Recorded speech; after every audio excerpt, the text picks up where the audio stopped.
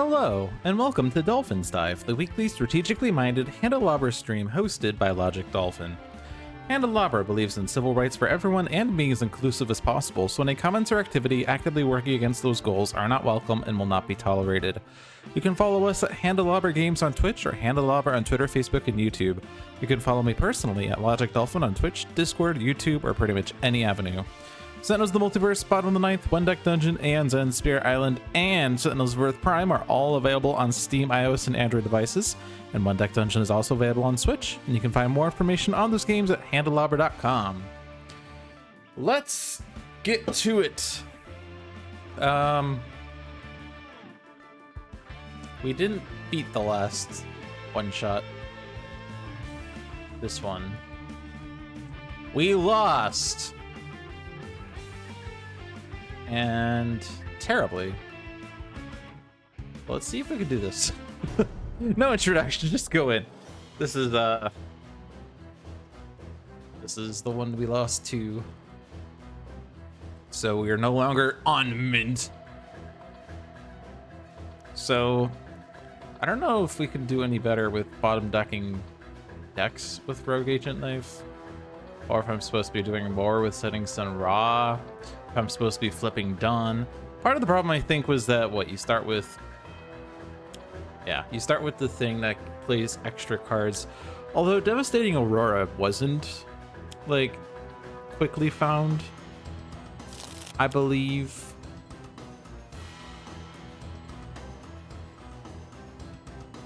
So we do have Battery and Assault, so we have +1 damage on Assault and +2 damage on Battery. Yeah, but Battery's less bad because it's not AoE. Everyone's discarding a card here. I wonder about Infiltrate and Obfuscate, actually. Did I discard this last time? I think I did For the Greater Good as the first play, if I recall. But, I mean, there's almost always a villain target with the second highest HP here. And there's some environment things happening, right? There's at least a battalion gunner. Maybe with a +1. I don't know if I can afford For the Greater Good, though. It hit me too hard and didn't do anything. I'm discarding it. Doesn't really feel like we have much in the way of HP recovery in this fight. Cosmic Crust was going to be our defense against, I guess, Battalion Gunner. I guess if Battery is alive and Cosmic is the highest HP and we have Cosmic Crust, then it doesn't hit us.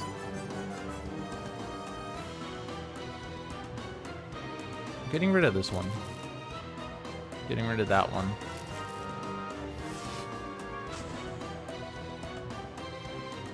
Constructs are at least immune to the effects of Devastating Aurora, but they're not immune to Citizen Hammer, Citizen Winter.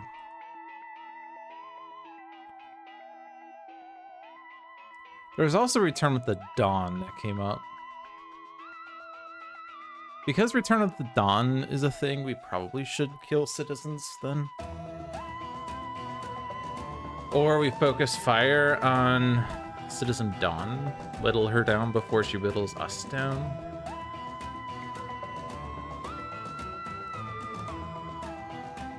I don't know. All I know is that bottom decking Expatriate or not Parse, Knife didn't really seem too helpful.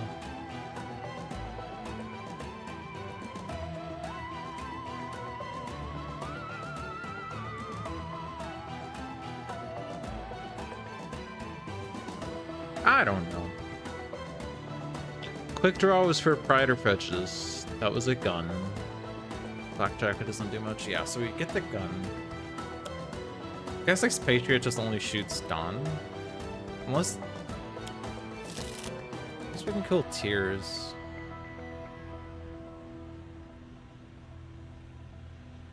I'd like to play Cosmic Crest with Cosmic so that Battery doesn't do as much, and the defense platform doesn't do as much to Cosmic.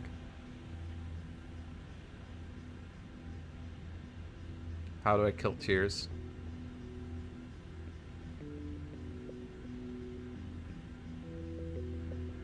Problem is that we don't have damage here. So it has to be Prejudice and a Staff of Raw Blaze of Glory.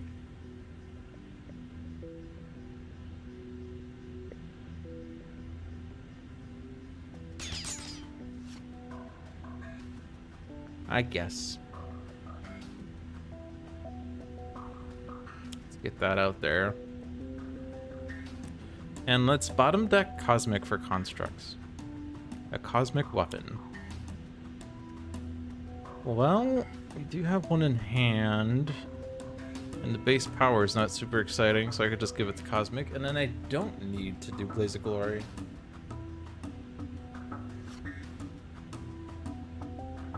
Unless I want to kill Assault.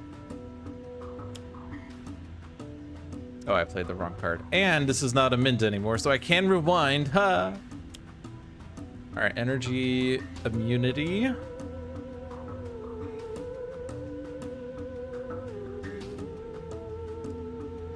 Flesh Sun God would be good against Citizen Hammer, but Hammer didn't come out. That's the only fire damage.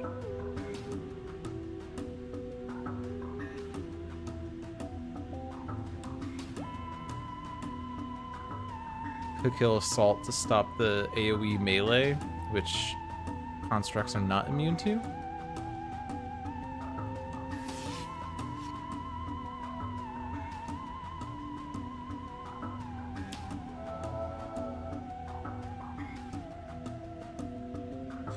Yeah, I probably lost because I was super focused on trying to get rid of ongoing cards quickly. Which generally I don't like to have Channel the Eclipse out. Extra card plays is bad, but since we don't have the ongoing destruction and we're not guaranteed to get it, it's probably not worth trying for. So we get the shield generator, reduce damage to environment targets, doesn't do anything. There's Winter. Anvil. Oh yeah, and Dawn also deals energy damage, that's right. So that energy immunity is pretty good. Forgot that Dawn deals her own damage. Unfortunately, Winter is kind of bad.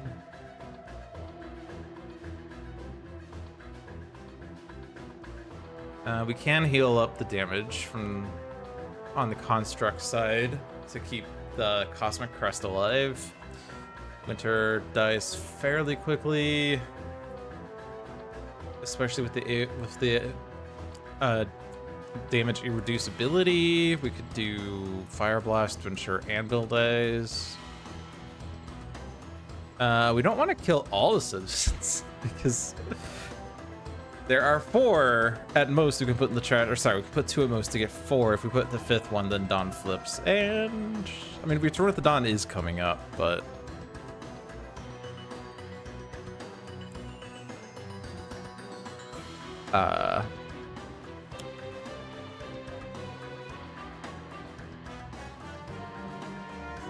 yeah.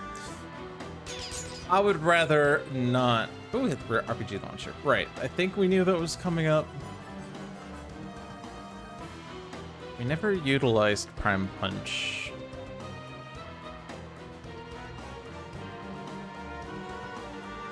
I don't remember when things got destroyed. I'm just gonna Kinetic Neutralizer and do more construct stuff. The first time that target deals damage each turn, deal damage.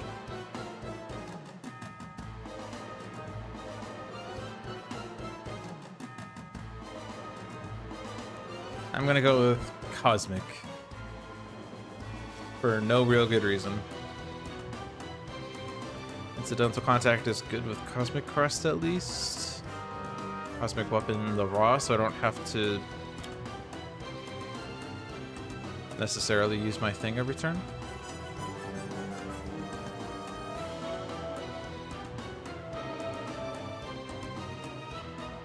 Okay. And then let's do the thing, kill the Anvil.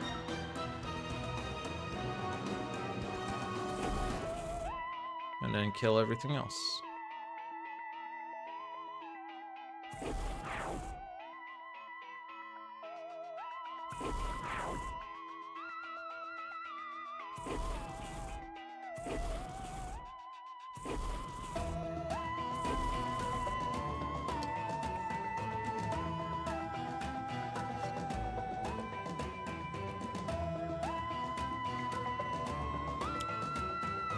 Propulsion systems.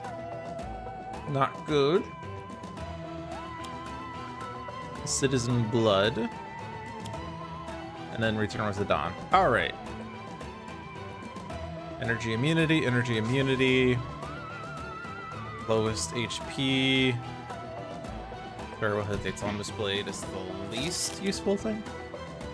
It does an assault is back. With +1.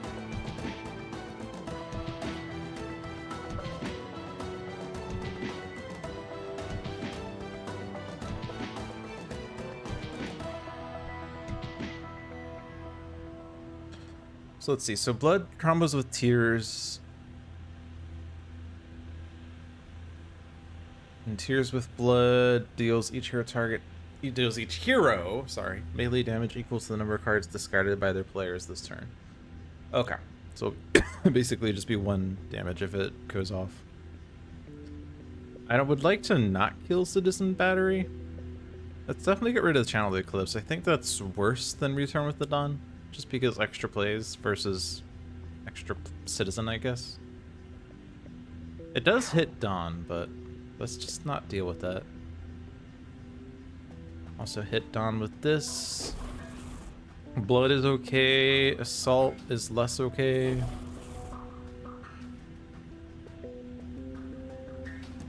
And then do this.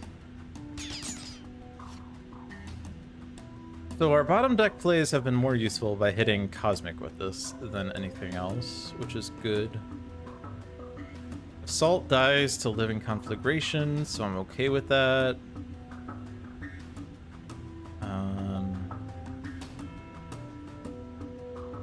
Really need to do incidental contact here. In fact, it could be bad because it might put too many citizens in the trash.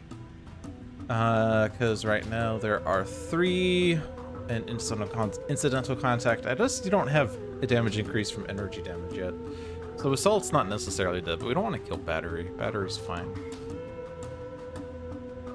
We could do primed punch in prep for dealing super melee damage if needed, or for a damage dealing power.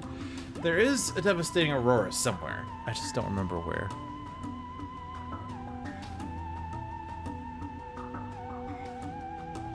Let's get Prime Punch out, I guess. And keep bottom decking Cosmic, because constructs are less hard to kill. Or more hard to kill, rather. Put this on Cosmic. Make him the lowest, and then Blood goes after... Not him, but the construct. Alright, I don't want to destroy. I could do that. I don't want to destroy. We got 6 energy. Nice. And then you can kill Citizen Assault. And then let's heal up the constructs. I guess we won't be able to get the Vitality Conduit highest, but...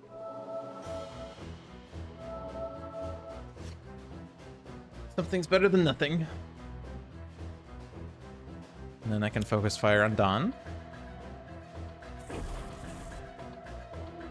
Go for card draws. So this feels a lot better than the previous game, and I don't know why. Is it because I didn't get Cosmic Crest out and I took a bunch of energy damage? Because that seems foolish.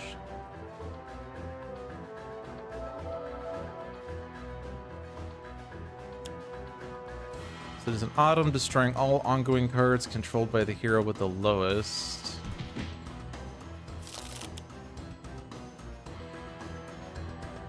And it's a tie between Expatriate and Ra, and Expatriate has 0 and Ra has 1, so it's going to be Expatriate. And then Tears with Blood, so this is the AoE hit. We already have a flak jacket in play. This increases, or no, this doesn't increase melee damage. It reduces damage, but you're not likely to hit knife at this point. I guess you can with Blinding Blast. Blinding Blast is also energy damage, by the way. But this can be used to draw cards. I don't think I'm using Flawless Execution.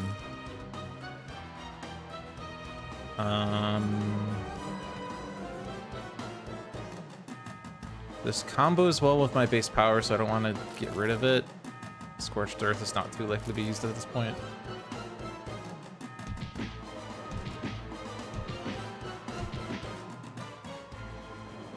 So at this stage, destroying 2 citizens flips Dawn and flips her back. So we can kill 2 citizens to do that. And then we don't have to like leave things out.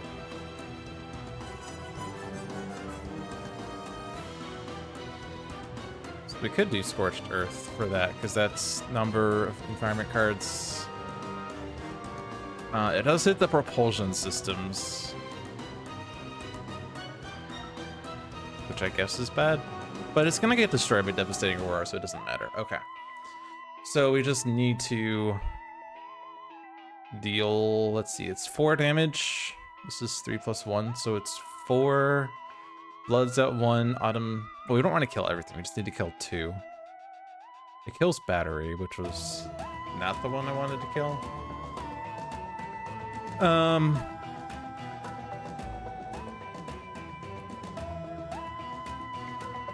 And Autumn's almost always going after Expatriate unless Ra hits himself, in which case she goes after Ra. Definitely kill Tears. Probably kill Blood then. Although that could go after the Vitality Conduit this round. Actually, it's going to go after Cosmic Weapon, so no. It's not going to go after it, so we kill Blood. Blood and Tears. We do have... I guess I want to heal the Cosmic Weapon, so I'm not using this Cosmic Weapon. Feels counterproductive. I guess I don't need the Cosmic Weapon on Ra, but once like the ongoing cards are gone, Ra has only his base power. So could do Inferno. Inferno is a pretty good way of dealing damage, but not indiscriminately. I don't think I necessarily need to hit a target with this other than Dawn for the Nemesis. If I hit Autumn and then I use Ra's Cosmic Weapon, that will kill Autumn. Oh, but I don't want to kill Autumn, I want to kill Tears, but... Same thing, but it's slightly more damage, or 1 point of wasted damage. Could do incidental contact, but that's gonna kill Battery.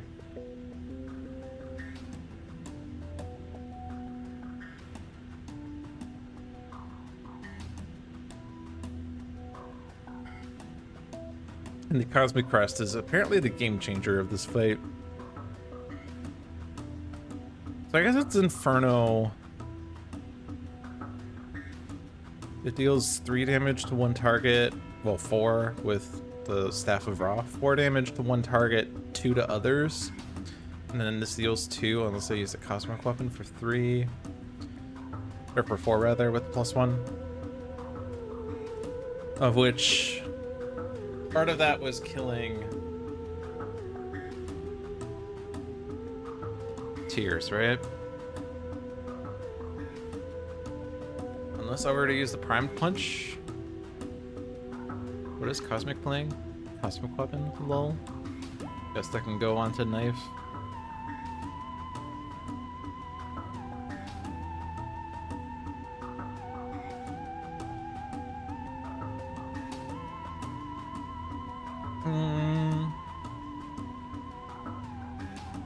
Might be fun or worthwhile to put a Cosmic Weapon on Expatriate.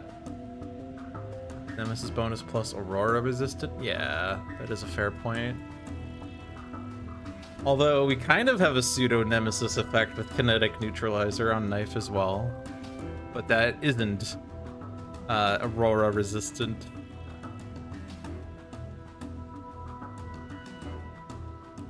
So I'm trying to think about the math here. I don't know why I'm struggling with this. So it's 4 damage to one target, 2 to the other, and then Cosmic Weapon is 4 to a target.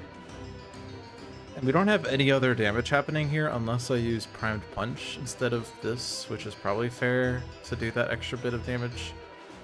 Sure. But then I guess it's better for Primed Punch to go on Dawn because of 4 damage versus 3. In which case I will throw this. Yeah, sure.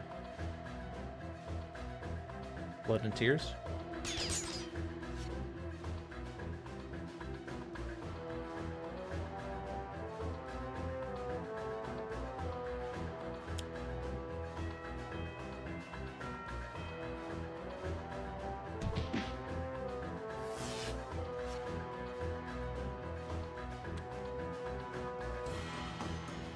Blood and Glitter?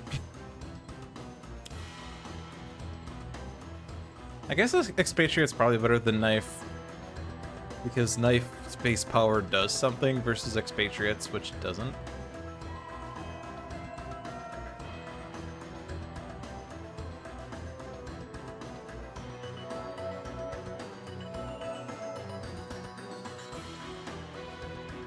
Unflagging animation!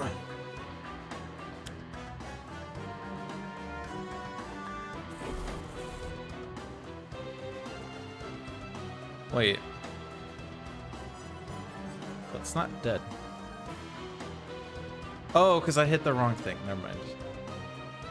I lost my Mint. Well, Mint was already lost.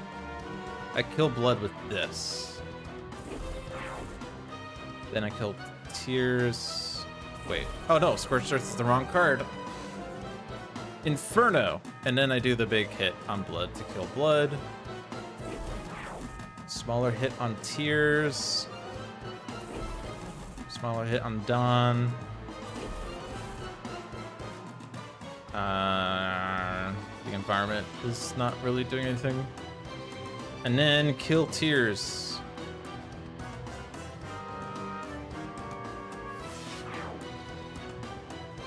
So we now have 5 cards, there's 5 citizens in the trash, but 3 citizens in play, so Dawn will flip back immediately. Battalion Gunner, but wait, I'm immune to energy this time. Well, not everyone. Sure.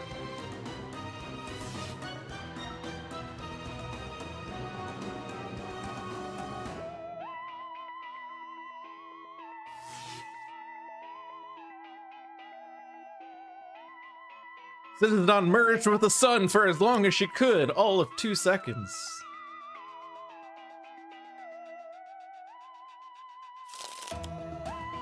Citizen Anvil is back. Or destroy all of Expatriate's ongoings again. Alright. I feel like Devastating Aurora was the next card. We're doing a lot better. HP is a lot better. Kinda don't want to play Arsenal Access if we are getting a Devastating Aurora, but like, I also can't really play Reload because the shock rounds doesn't do anything. So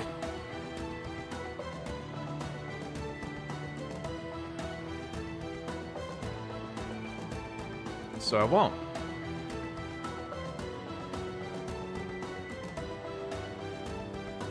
Kill Anvil.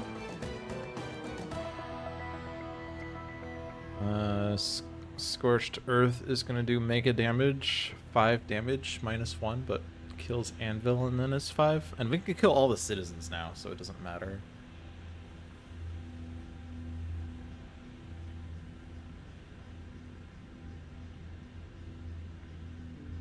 Let's go ahead and get Anvil set up to be killed.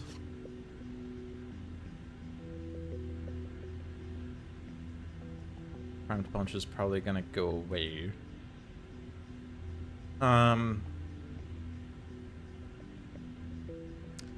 need to do 1 more damage to Anvil before I do Scorched Earth.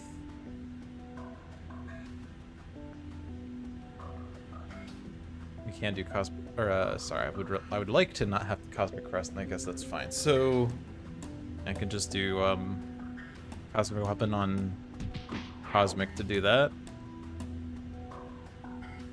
Don't play those, even though I'm losing my kinetic neutralizer. I'll destroy this before it goes away.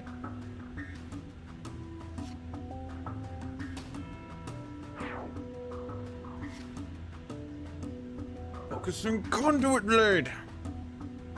This is just gonna get destroyed immediately. I'm not gonna play that one.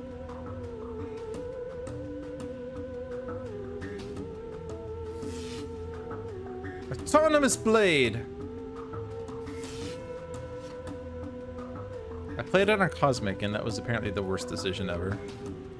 Should have gone on raw in the end, I guess.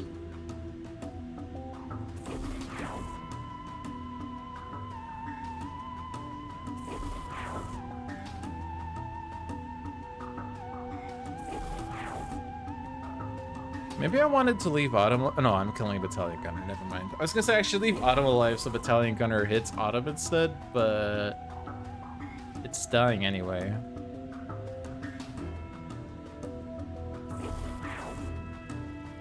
Let's minimize the damage to the propulsion systems, shall we?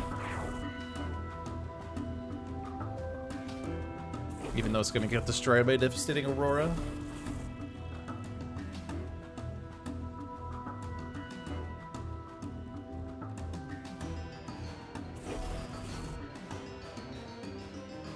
I'm pretty sure Devastating Aurora was the next card.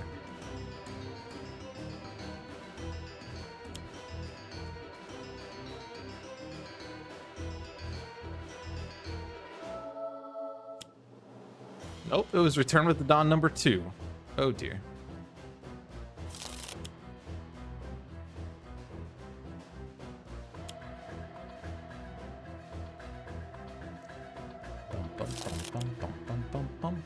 Oh, good. Tears and blood. Why not? Why not?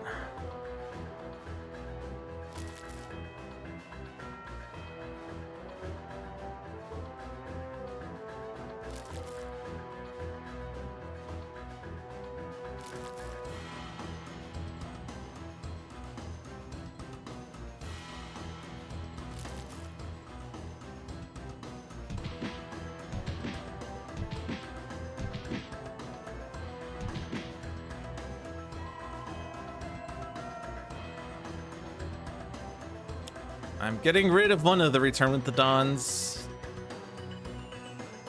And you can't stop me.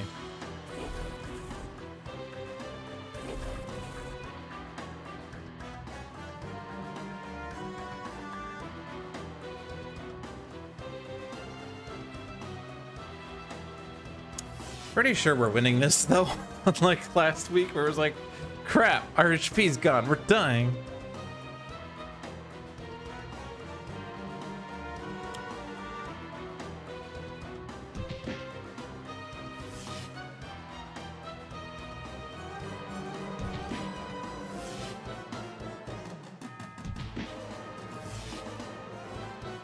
So more constructs. Sure.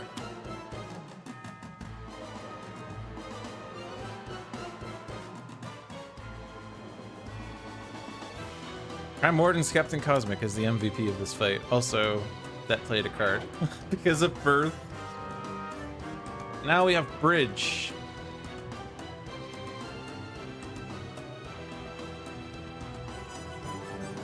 I kind of just want the Cosmic Weapon on Raw to go away. Kind of annoyed with it. I keep trying to heal it and it keeps getting damaged. View fire time?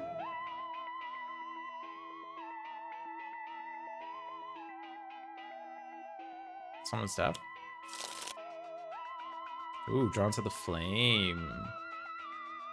Oh, but if Devastating Ward is coming up, then I don't want to imbue the fires. Use this to kill the citizens.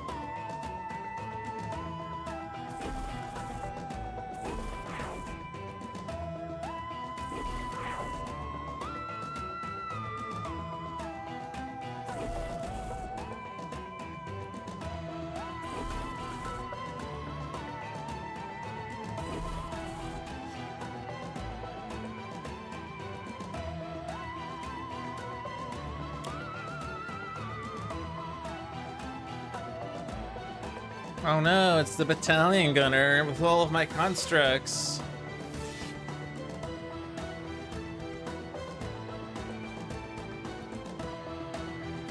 Energy damage prevented this match, 54.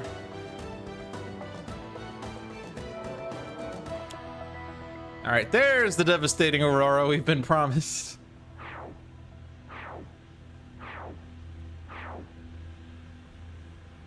But it doesn't affect constructs.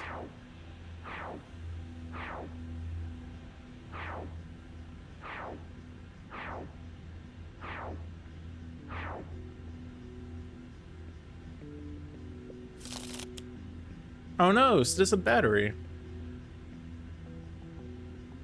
Alright. We have a cosmic weapon. I'm just gonna put out hair trigger reflexes. Finish the game.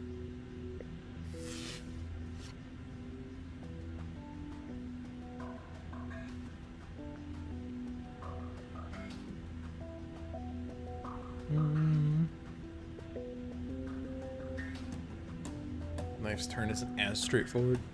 I'll give myself the focusing conduit blade. Wasn't there a second devastating aurora after the first one, though? Was that a bad decision?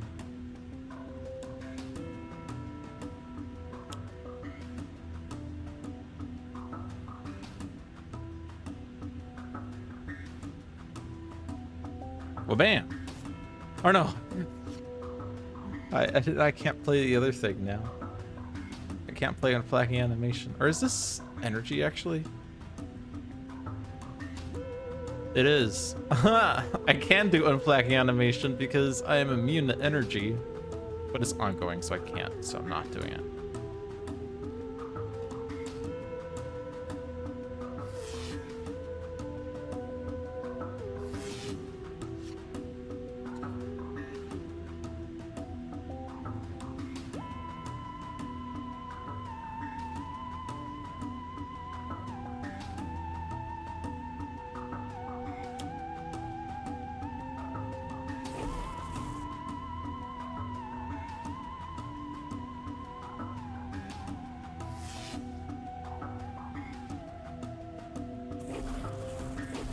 Dawn's at 2. Hello, fishy. Welcome. I will certainly hydrate myself.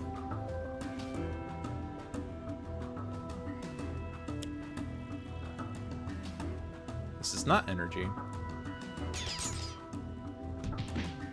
Wounding buffer.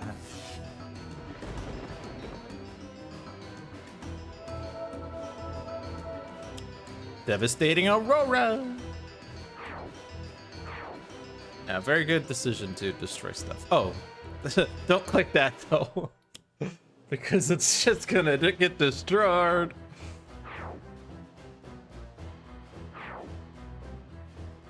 All right, can we somehow deal 3 damage to Dawn? Literally impossible.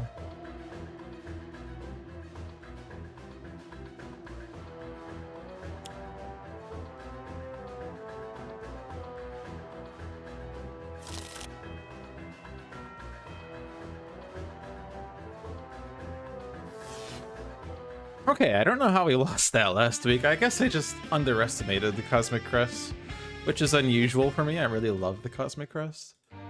Maybe it accidentally died too quickly or something. All right, moving on. Did they just press random? Back issue ended July 17th, 2018.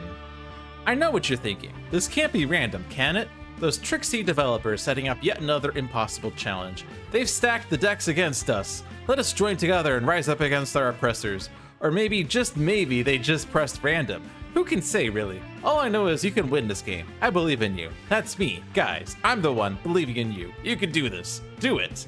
This one-shot requires Mini-Pack 3, clearly the best of all mini-packs, Vengeance, and Villains of the Multiverse.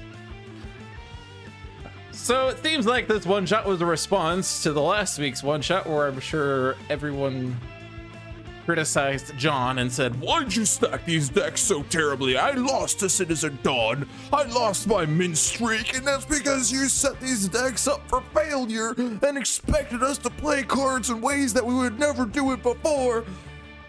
Except, I mean, even though I did lose the first time, the second time was rather straightforward.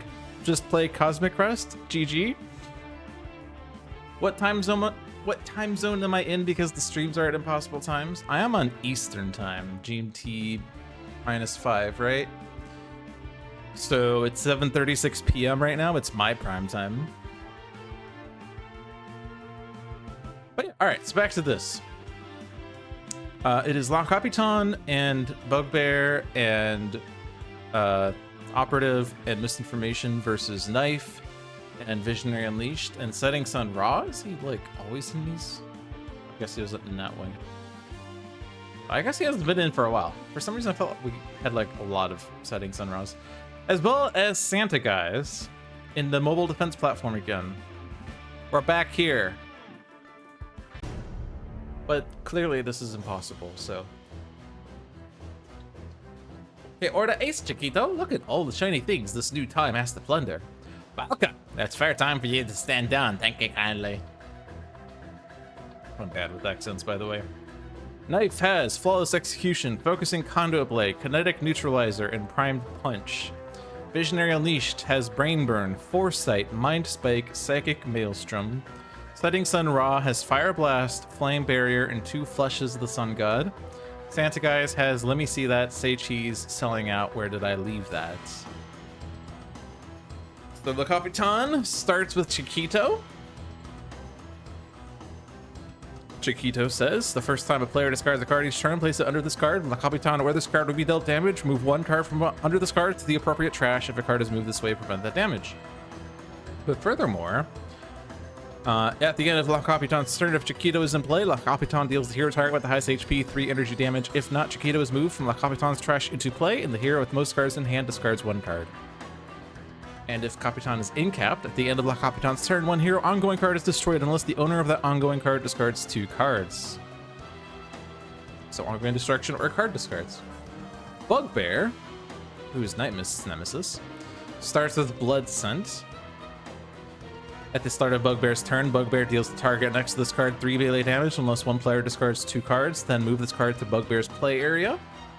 Starts in Bugbear's play area, so it doesn't do anything on turn 1. Damage dealt by Bugbear is increased by X, where X equals the number of incapacitated character cards. Whenever a Bugbear deals damage, he regains HP equals to the amount of damage dealt. At the end of Bugbear's turn, Bugbear deals the hero target with the highest HP 2 melee damage. Then if Blood Sun is in Bugbear's play area, it is moved next to the hero target with the highest HP. So he tends to, you know, have the scent for blood, as it turns out. And if Bugbear is incapped, at the start of Bugbear's turn, each villain target regains 1 HP. Then the Operative starts with Iato Practitioner. The first time damage dealt by the Operative reduces a target to 0 or fewer HP each turn. The Operative deals the hero target with the highest HP 5 melee damage. Happens quite rarely. Also Mr. Fixer Nemesis. At the end of the Operative's turn, the Operative deals the hero target with the second lowest HP 2 melee damage. And then Misinformation, who is Wraith's Nemesis. Also, I think Freedom 5's Nemesis in general, right? Starts with 2 ongoing cards. At the end of Misinformation's turn, the top card of each hero deck is moved to the bottom of that deck. And if Misinformation is incapped, at the end of Misinformation's turn, each player discards 1 card and draws 1 card. Generally useful. Also, I forgot to look at Operative's incap. Whenever a hero target would regain HP, that hero target only regains 1 HP instead. So first priority is usually Bugbear, because if you incap other villains first, then Bugbear deals more damage, which means he regains more HP and makes him harder to take out. They'll probably kill Bugbear first. Then Misinformation second, because her incap is usually beneficial. You're certainly not going to play all of your cards before the game ends anyway, so discard your worst card. And then probably, I don't know, Capitan's incap is a bit less good. Well, less is more bad, I guess, is the better way of putting it. We don't have that much HP recovery here. We do have some, and it is more than 1 HP at a time, but who knows? What is my favorite mini pack?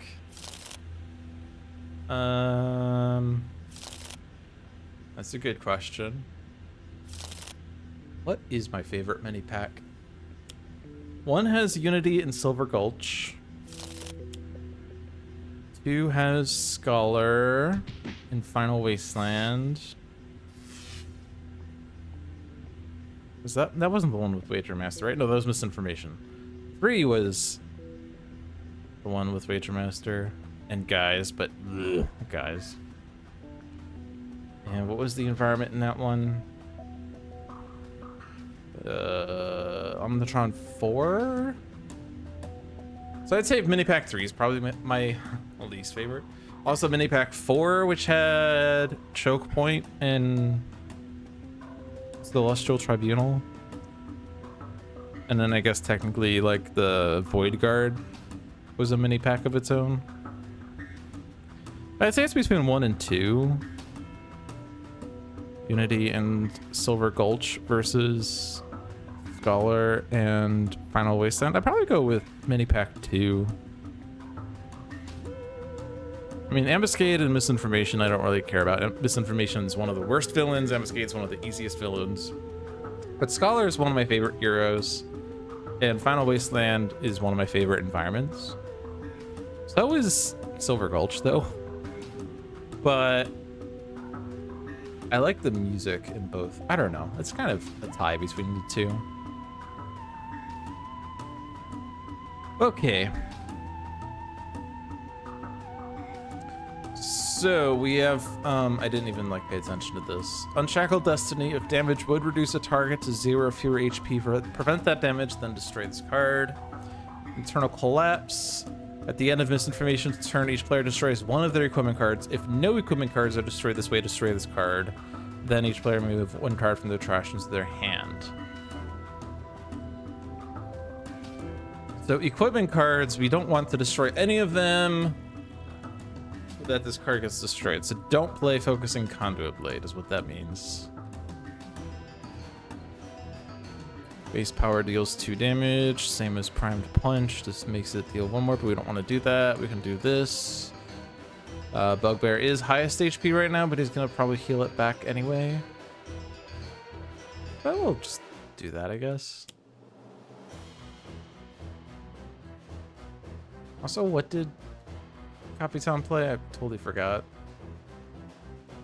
Donde Aurora. Sorry, Donde. Okay, I wasn't even looking at the name of the card. I just know it started with Donde. Just dealt damage. Cool.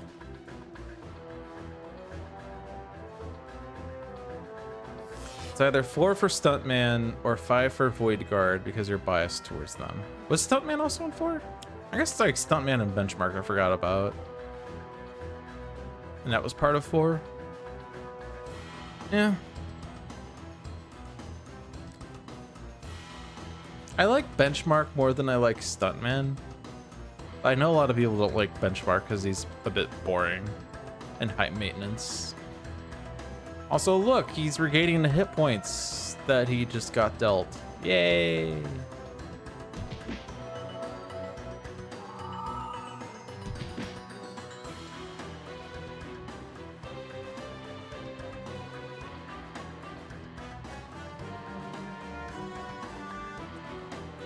Don't foresee why Psychic Maelstrom would be bad here. Foresight to power up Crushing Lucidity, but why not just do AoE? I like AoE.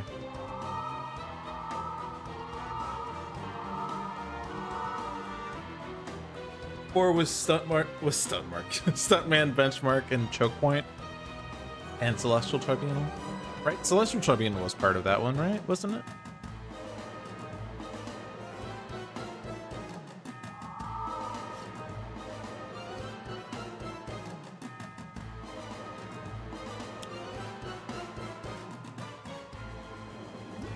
Oh look, if I had played an ongoing card, it would have been destroyed immediately. Take that.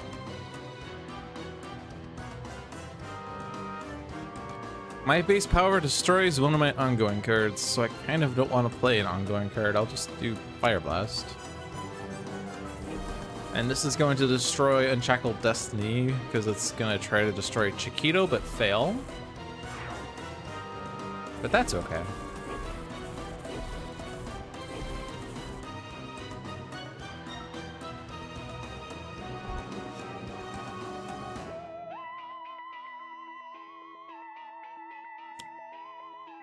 Greengrocer, guys, is in play.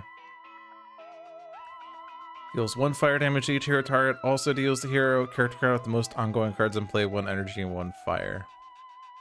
Alright, focus the conduit blade on such a bottom, suggestion bottom, summon staff on bottom. Oh yeah, I'm that guy in the bottom. I don't know if that matters anywhere.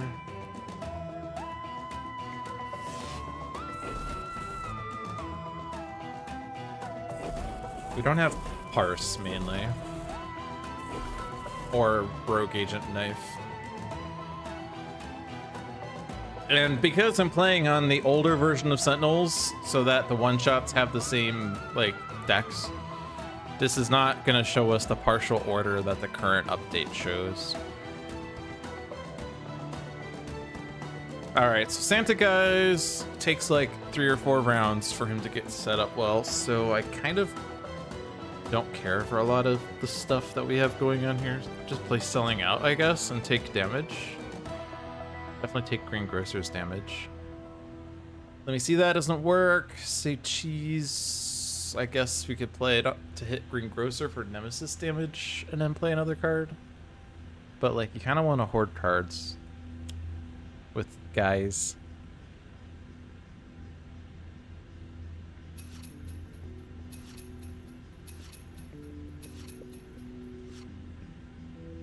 Because of Super Ultra Kawaii. The first time a target is destroyed each turn, put it under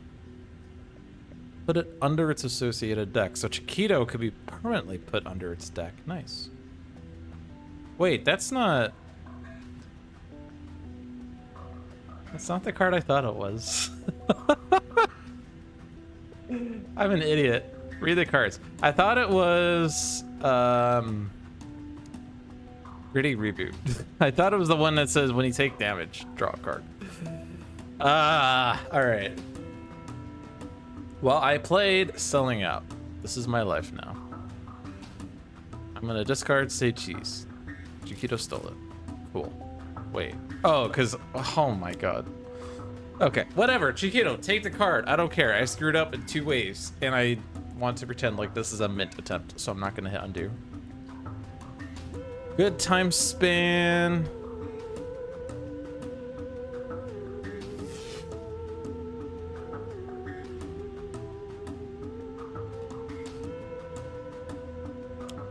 And then keep going after Bugbear.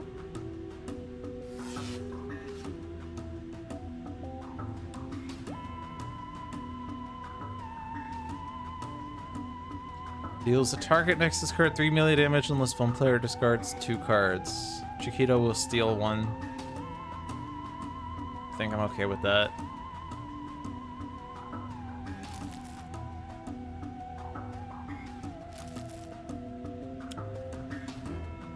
If that target is a hero character card, that hero's player discards 1 card.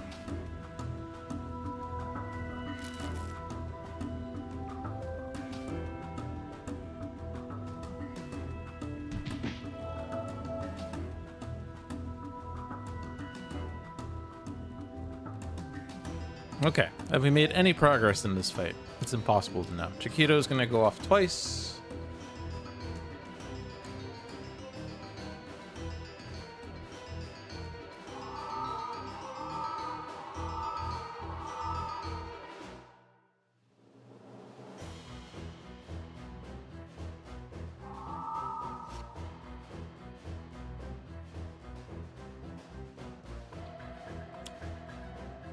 Damage.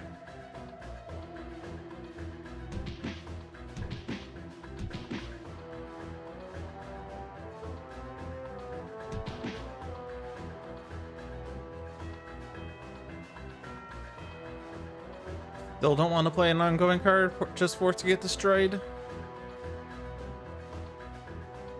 This does kill Chiquito. It is now permanently on the bottom of La Capitan's deck. It is not going to come back into play. Thanks, John. Drawn to the flame.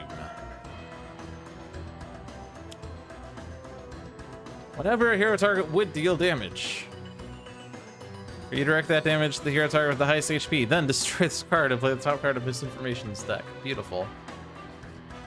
Hard movements.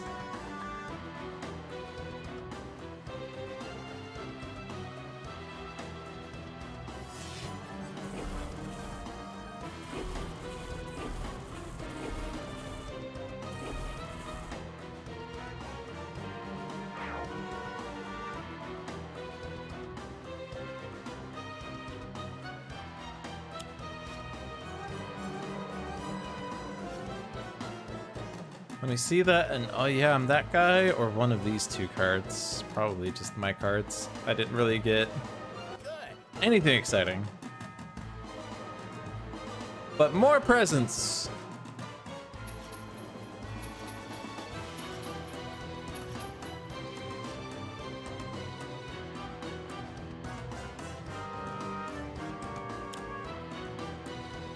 MDP Turbo Lift, bringing out propulsion systems.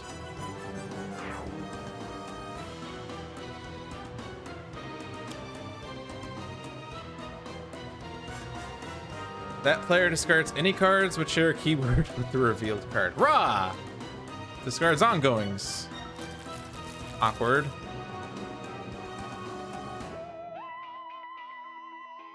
I didn't want to discard Guys' cards though. Drawn to the Flame is gone though. Kind of tragic. Incidental Contact? With Kinetic Neutralizer, it combos fairly well. Although I do have Heroes Unallied. Yeah, let's get rid of that Heroes Unallied, because what I can do with that is I can minimize the pain to one hero. Such as Ra, who's already hitting himself probably. So Heroes Unallied goes away. Misinformation plays Memory Loss.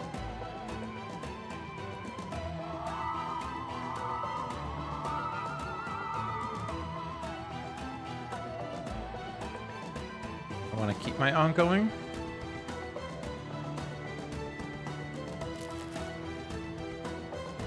Don't need this.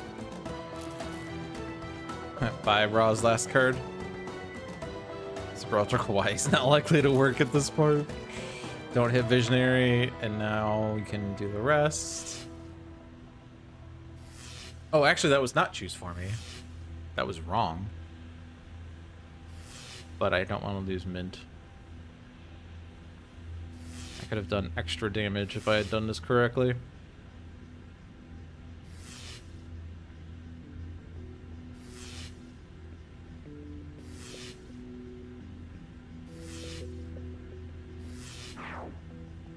Grosser is gone.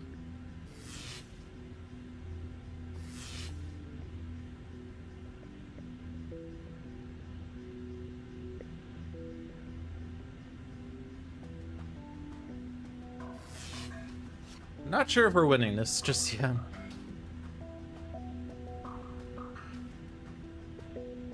Definitely discard 2 cards. Kind of running out of cards.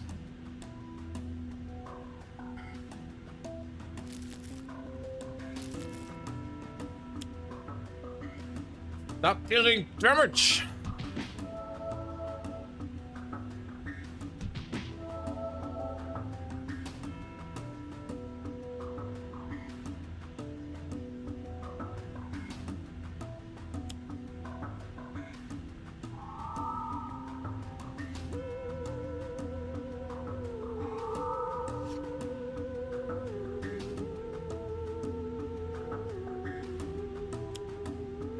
Stop dealing damage!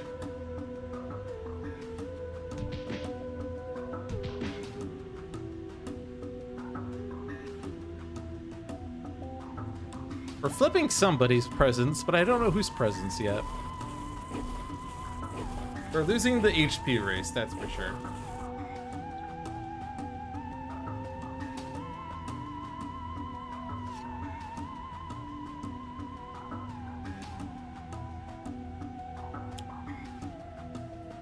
Damage! Ooh, cards. Guys, then. because your turn's coming up and we want you to have stuff. Always felt weird that you can just destroy propulsion system. Yeah, it kind of bypasses its whole destruction mechanic, doesn't it?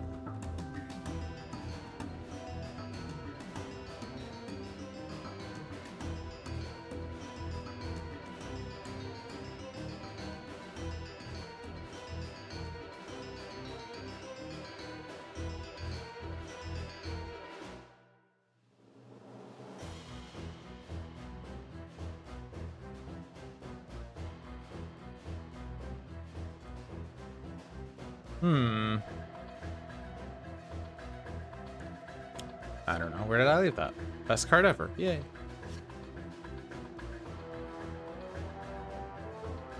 I mean, there's 0 cards in my discard, so I certainly got whatever I was looking for. And let's flip Visionary in case you get, like, immunity.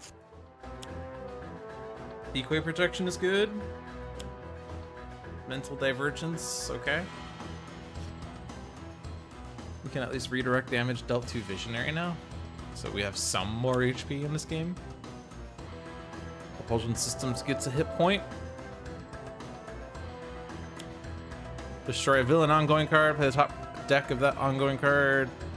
Destroy a hero ongoing card. Blah, blah, blah. Destroy an environment card, blah, blah, blah. Okay, I would kind of want to destroy Blood Scent, but I don't want Bugbear to deal damage.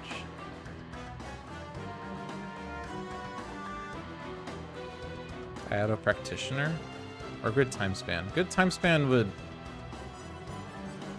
It's not too likely to go off. Let's do that one. Chronological Hotspot. I don't want to keep the Kinetic Neutralizer, so let's destroy Mental Divergence and get another play. Cerebral Hemorrhage, okay. It's acceptable.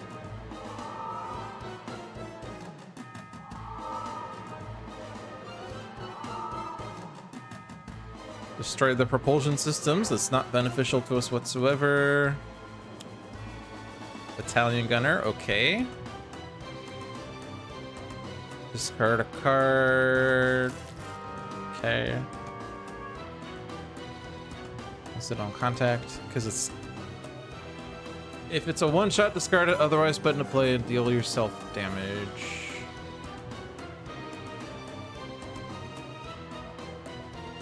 We can kill Bugbear. Okay. We can kill Bugbear. So I have that going for me, which is nice.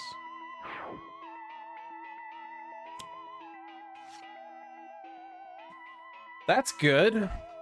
One target down. And now you provide HP recovery. It's not an ongoing, or not one shot. It is a one shot. I'll focus on misinformation.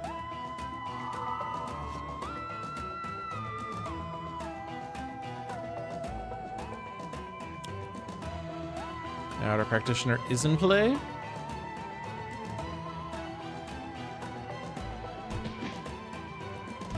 The illusion of choice as far as damage is concerned.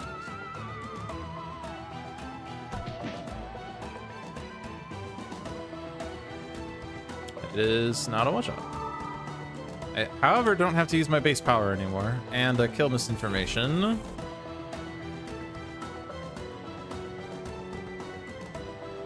Okay.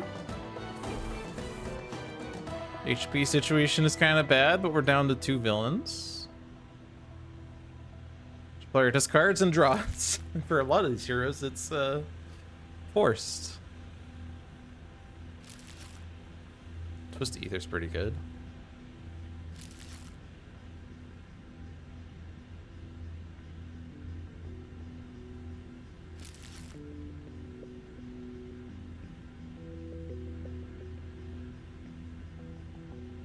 It is not a one-shot.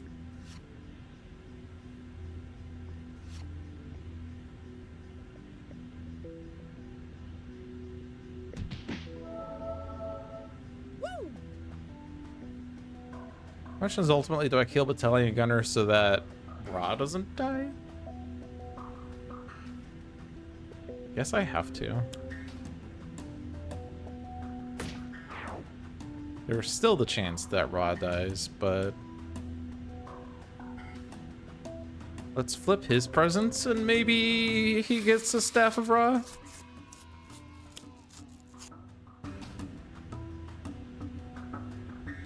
Or at the very least, if he dies, at least he went out in a blaze of glory. Ha! Hey. Operative's dead.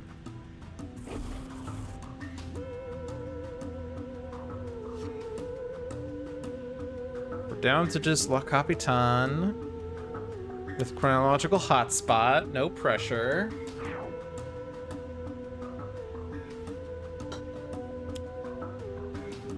At the end of the environment turn, destroy this card.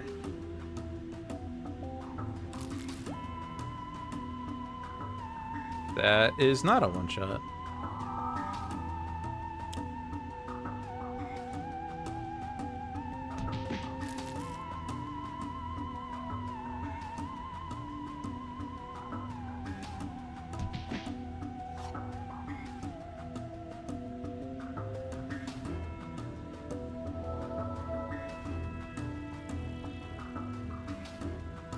That is a one-shot.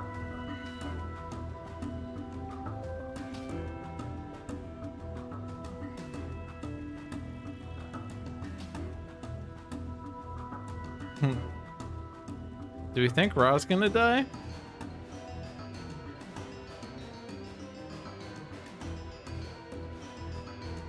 If we don't expect Ra to die, we can win the game with Twist the Ether.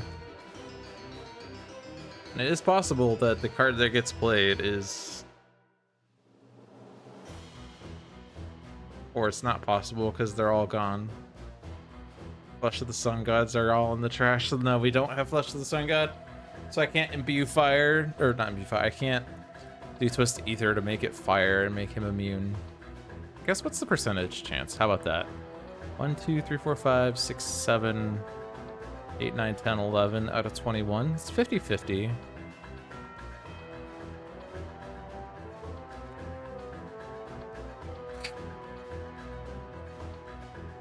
I could Twist the Ether myself. 2, 3, 4. Puts Capitan at 1. And then definitely there's damage here, right? Say cheese? Yeah. Twist the Ether on Visionary is probably the safest way.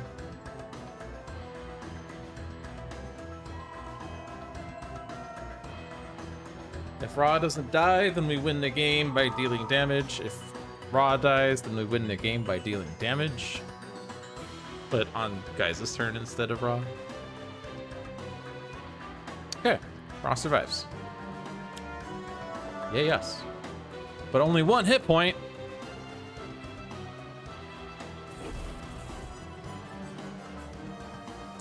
So we won with single-digit HPs on everyone. Clearly, John stacked the decks in this one. They did not just press random. All right, next one. Sleep 3. Man 3 sleep. Sleep causes the designated targets to sleep either until the number of real-time seconds specified in seconds have elapsed, or until a signal arrives which is not ignored. On altered systems, sleep is implemented via Flechettes 2. See the Flechettes 2 man page. Man page? For a discussion of the sedative used. This is programming humor, by the way. Sleep 3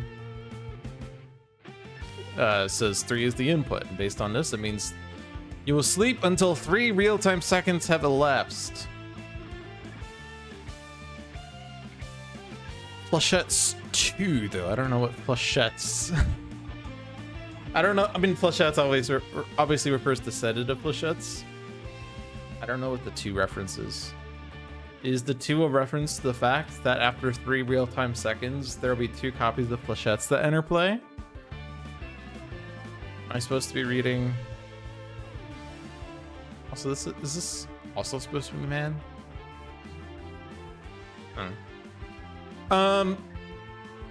It's possible that this is a hint that on turn 3 you're playing 2 copies of sedative Flechettes.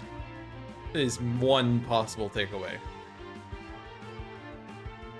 All right, Ultimate Omnitron versus Freedom 5 Legacy, Prime Warden's Tempest, Freedom 5 Absolute Zero, and Freedom 6 Wraith, actually, in Wagner Mars Base. Back issue ended July 24th, 2018. Let's play.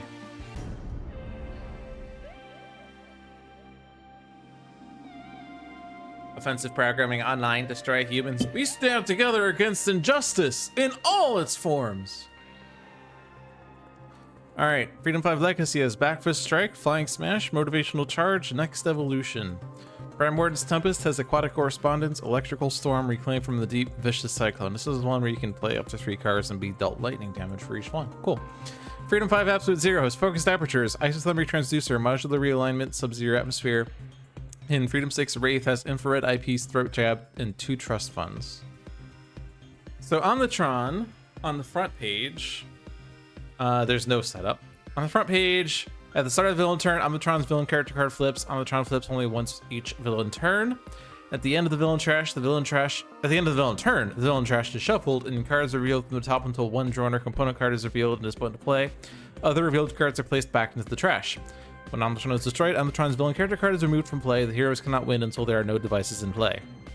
Advanced, increased damage dealt by devices by 1. Challenge redundant systems. For every 7 damage Omnitron is dealt in a round, the heroes may choose one villain component to be destroyed. Ignore the second line of text on villain component cards. Basically saying, instead of each component getting destroyed automatically after 7 damage, only one gets destroyed for every 7 damage dealt in a round. All right.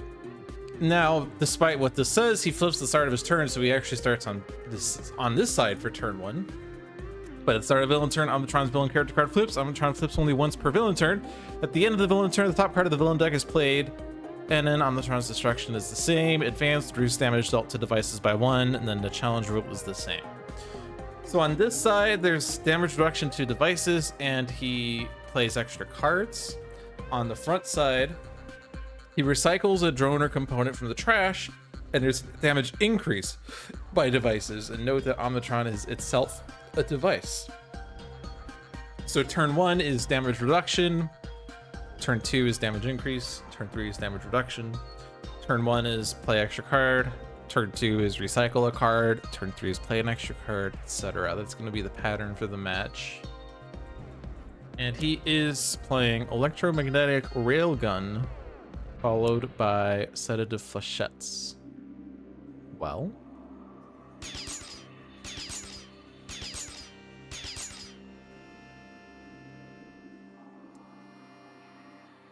Sedative Flechettes 2. So maybe that's what the 2 is for? But we also have Sleep 3. So he wakes on the 3rd play? What does waking mean? What does it mean to wake? It's impossible to know. Extra cards or play stuff? I mean, I'm kind of reluctant because I'm still thinking that Sedative Flechettes 2 meant that there might be 2 Sedative Flechettes that get played. But it also could have just been a sign that it was the 2nd play, but I don't know what Sleep 3 references then, because there's no obvious reference to sleep in this. We deal 7 damage, you destroy this electromagnetic railgun, so we stop it from dealing 2 hero targets 3 damage, but boosted by 1 at this point.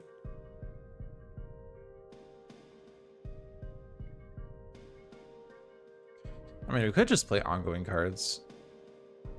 There's only 1 copy left of Sedative Flechettes, but there are still 2 copies of like the Technological Singularity, which is the other bad card. And plus, we've all taken damage, so Motivational Charge isn't bad. I'm gonna do that.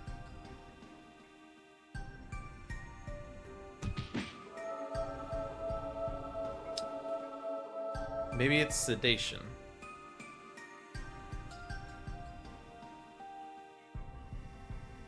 In which case, the other reference to Sedative Flechettes? Sleep 3, Flechettes 2? Maybe I'm just reading too much into this.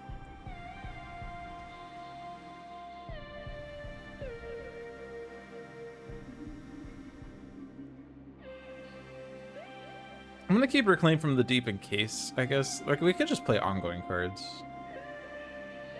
I could Throat Jab. I mean, if I Throat Jab, then I don't need to destroy the electromagnetic railgun, because it's going to come back anyway, and it will stop its damage from going off. And if there is a Sedative Flechettes on the third card because of Sleep 3, then we stop that 5 damage from happening. And if it doesn't, then I can reclaim it, I guess. I plot a Correspondence and then figure out what I'm going to play after that.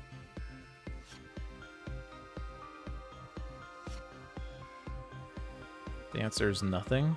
I can play up to 3 cards and be dealt 3 damage for each, but none of these do anything beneficial here.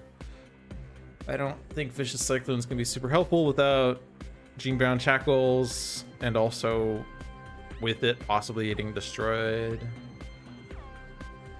I could play Electrical Storm to start dealing extra damage next round. But if it gets Sedative Flechetted, it's a waste. I'm just gonna skip. What I am gonna do is Isothermic and do this, because why the hell not? Why the hell not? Sub-Zero Atmosphere is not the correct play. Never play Sub-Zero Atmosphere versus Omnitron. Because what if at the start of the villain turn he plays a card called Electropulse Explosive, dealing each hero target 15 lightning damage.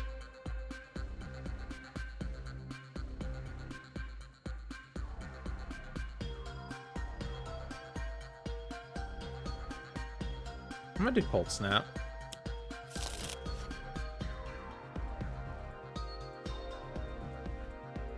And I'm gonna stop you from dealing damage. I guess I could have Infrared Eyepieced to know exactly what's coming up. Oh well! Assert Dominance.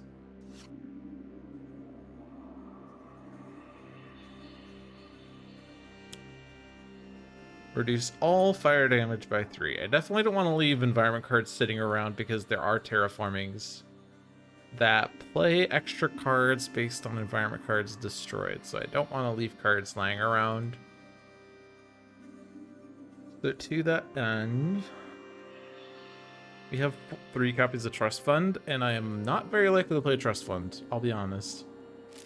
It is very powerful card draw, but I feel like I never play it. Interpolation Beam is the play. Alright, so I don't know what Sleep 3 was referencing at this point. But Interpolation Beam is fine because you can't deal damage. You would be dealing 2 damage every turn right now, but you're not. I will draw a card, and you can't stop me.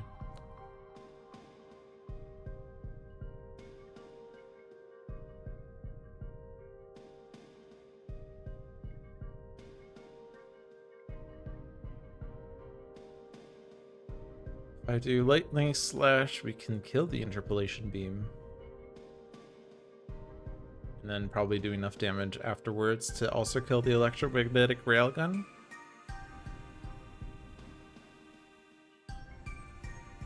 Anything else I would rather do?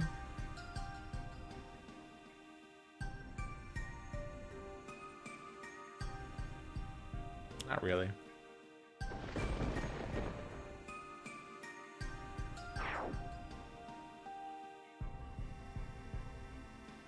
I could do ball or chain lightning just to ensure the electromagnetic railgun dies. Cause let's see, we got 1 damage, 2 damage, 5 damage, and then that's 6 damage. So it's not quite enough.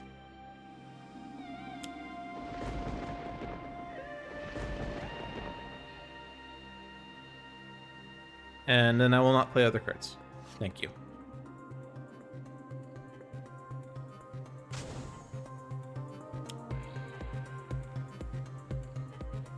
Why do people like Tempest? He is really good support. Like his Cleansing Downpour. This is the most potent HP recovery in the game. Some people say that like Scholar's HP recovery is better, or that Medico's HP recovery is better. But I feel like this is the easiest way to regain HP. Each hero target regains 2 HP with no extra fluff. I mean, there are certainly single source HP recoveries that are higher, such as Suture Self, which I believe is 3 HP. And Medico could potentially do even more HP, but it's not global. And I think this is like just really powerful.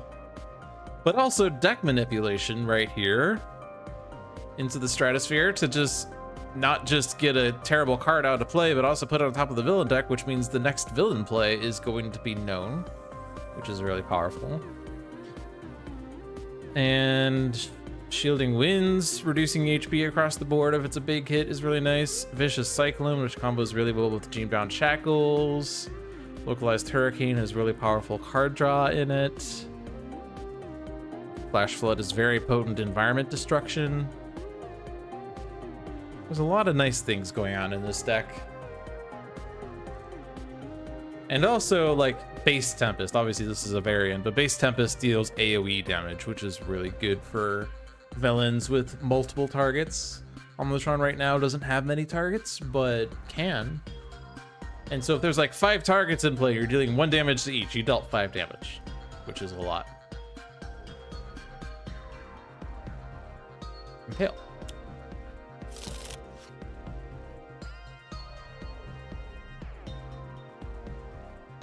All right, we can only control one of these 2 plays.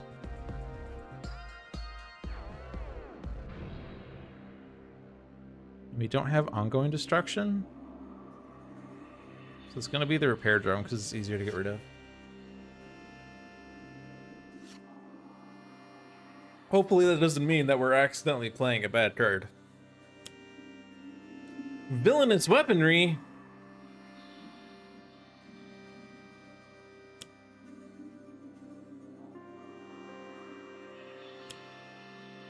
Technological Singularity.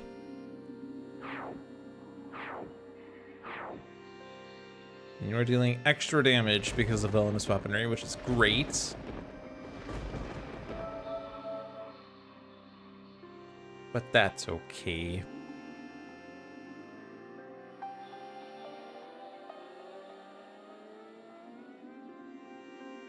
AoE?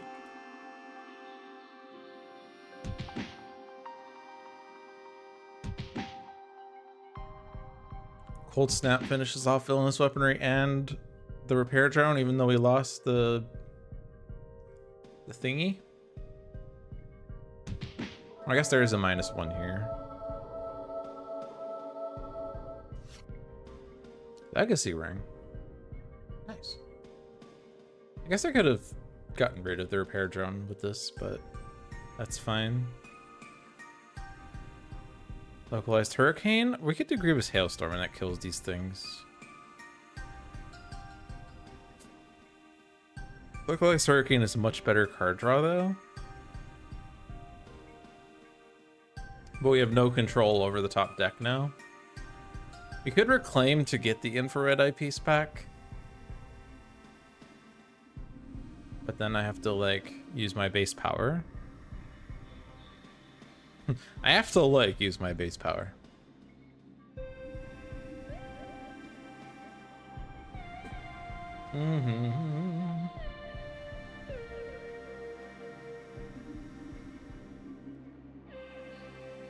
Let's just do Grievous Hailstorm and not take extra damage if something happens.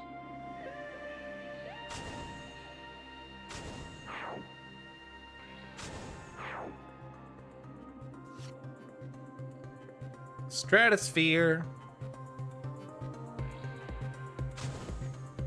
Let's get this back.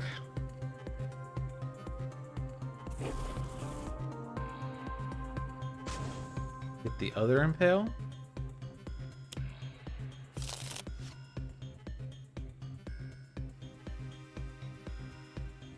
We also have modular realignment, so we can get the focused apertures back fairly easily, but we don't have the other module yet, which is kind of annoying. Mega computer or trust fund? There is a potential for fire in the biosphere. Not too big, though. That's the only real damage. I guess I trust fund. Because I need to draw cards. I want an impromptu invention! Hey, Femme Dracula. Welcome. Get rid of that. And the other trust fund. And then assert dominance. There's the infrared eyepiece back. Yay. Pervasive red dust. Well, the nice thing about pervasive red dust is it brings equipment cards back. Well. Cool. Don't do something bad, please. Pretty please.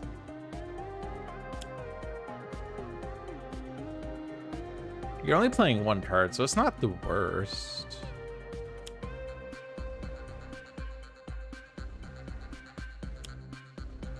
Okay, that's fine. You wish you could join more streams, but it's kind of hard when they're at 11 p.m. or later most of the time. Yeah, I understand. Time zones. But Luck of the Seamus is earlier. Starts at 4 p.m. Eastern, which is 9 p.m. Greenwich time, right? Actually, I don't know what it is with daylight savings, honestly. It's 9 p.m. in Ireland. Or Scotland. I forget which one Seamus is. One of those two. 9 p.m.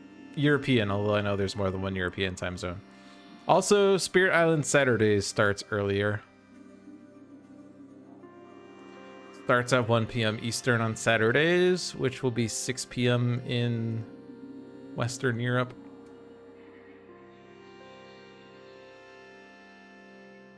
Legacy Ring, and then I can give another card play.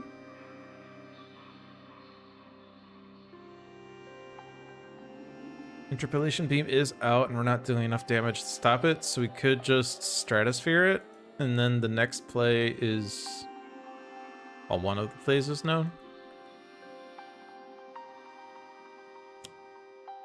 Better than nothing, right?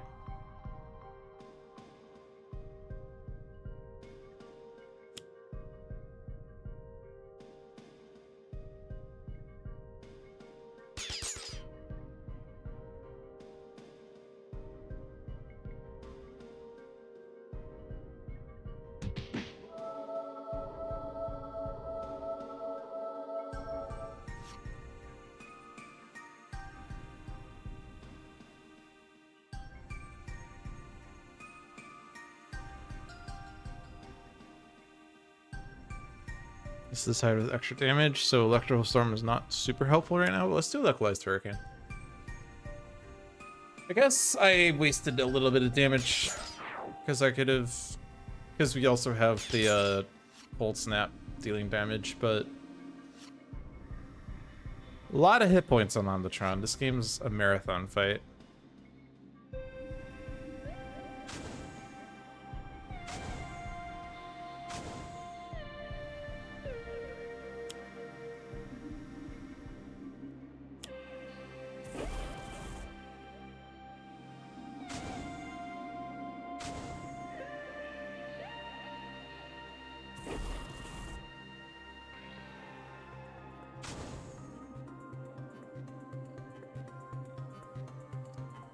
Alright, we need to get the other modules.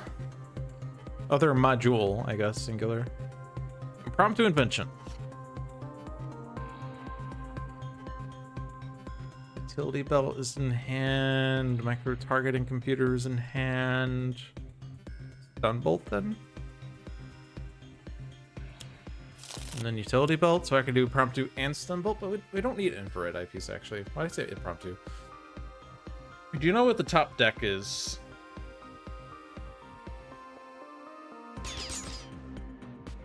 And infrared eyepiece is not necessarily going to help for filtering out the deck.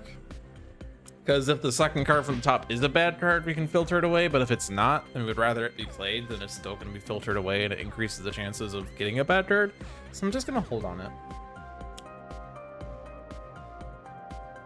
Self-destruct sequence.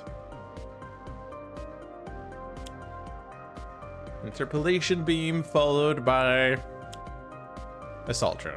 Totally fine. So now he's going to recycle a card from the trash, so infrared eyepiece is really good. Skip the rest of my turn. We do have flash flood, so I don't need to do this. You're on the damage reduction side. You're stun bolted, so interpolation beam is not really doing anything. So let's Thok to get more cards. I'm going to focus on Omnitron proper. Didn't really get what I wanted. I could also just get rid of it.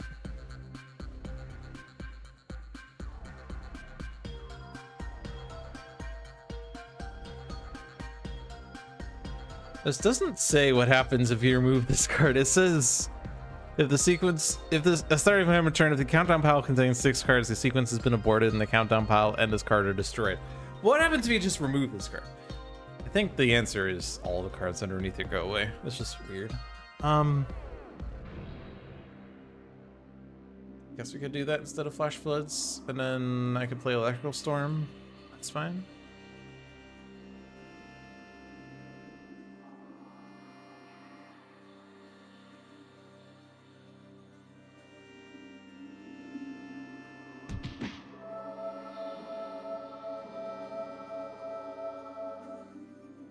Yes, I do.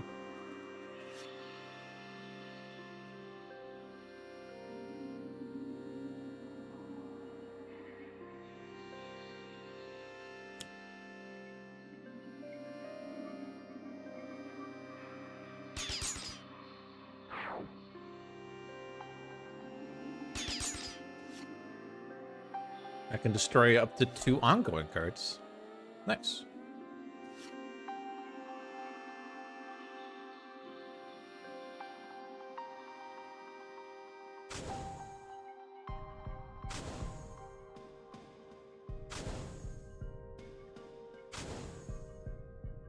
Thermal shockwave! I've been dealt no fire damage, though. I guess I get a glacial structure in play then?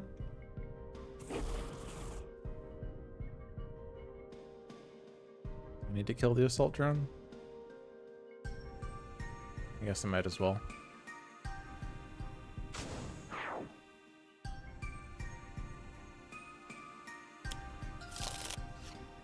Onboard module installation, we can get the other one! Yay!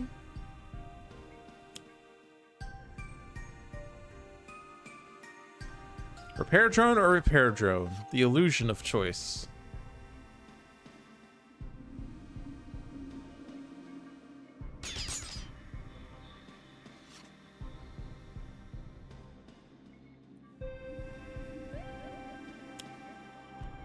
At the end of the environment turn, play the next environment card. Pervasive red dust, yay!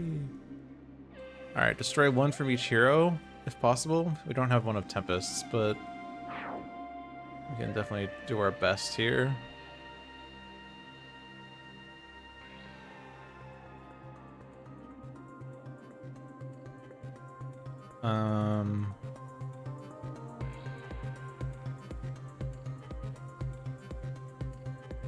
I don't want to destroy more than 1 of absolute zeros.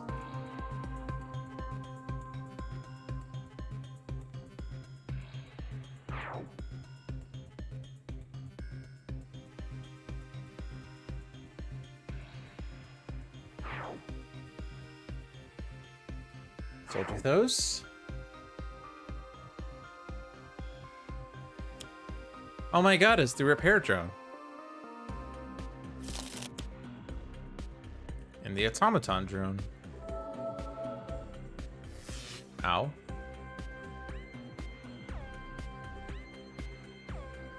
I do not want each player to shuffle their trash into their deck, by the way. That seems wrong. Let's get rid of maintenance level.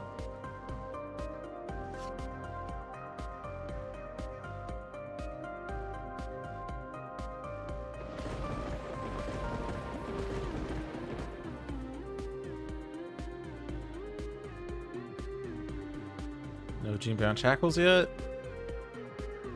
Pot of correspondence. Try to draw to it in advance of pervasive red dust. Nope. Localized hurricane to try to draw to it in advance of pervasive red dust.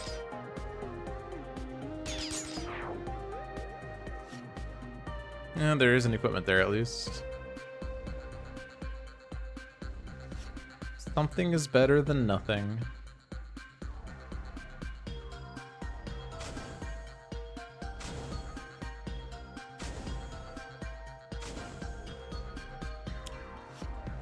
I want a cold module.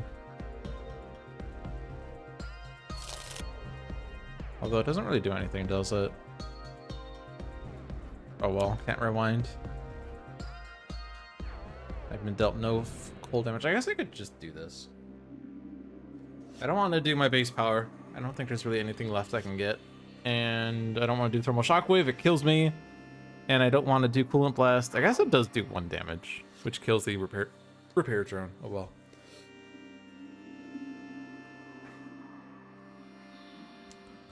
All right, I don't have the utility belt. Okay. I'm gonna throat jab Omnitron. You are playing 2 cards next round. You could do a sedative flechettes at this point. It's impossible to know.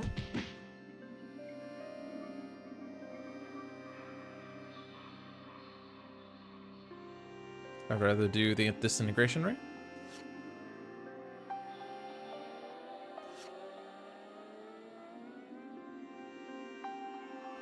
And then each player discards a card to get stuff. Discard the equipment here. Sub-Zero Atmosphere will never be played. Suit yourself not really helpful here. And now we all get equipments from our trash back into play.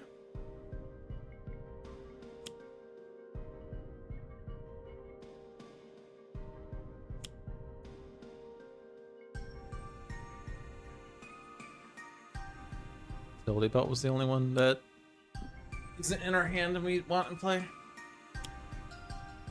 Oxygen leak is bark. Discard a card to get rid of it again. Sure.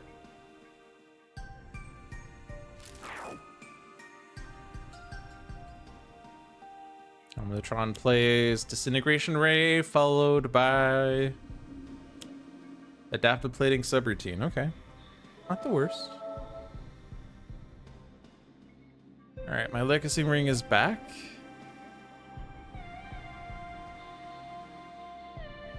I don't want to do melee damage in advance of Adaptive Plating Subroutine, although I could just not flash floats, I could ball lightning it very easily.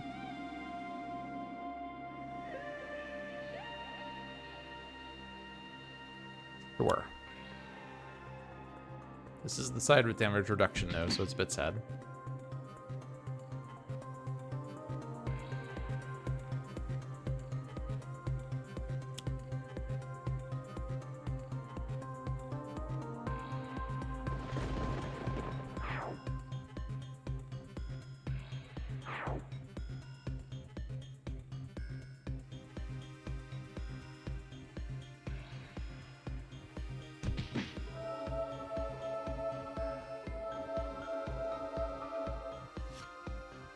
Inspiring presence.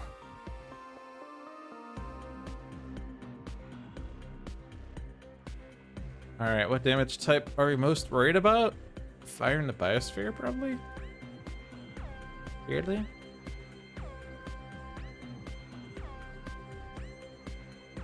I mean, I guess these things are bad, but I don't know if I can really deal with those. I mean, we know you're only playing 1 card, right? So we can definitely try to ensure that bad things don't happen to the best of our ability. put out Vicious Cyclone now at this point. If it's Inspiring Presence next round, it's a lot of damage. I can hit Absolute Zero with this, I suppose. Oh well.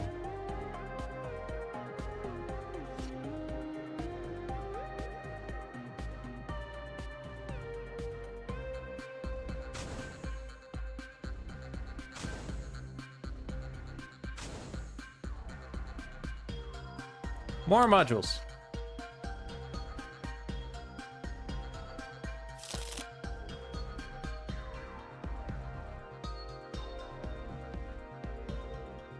Do the combo.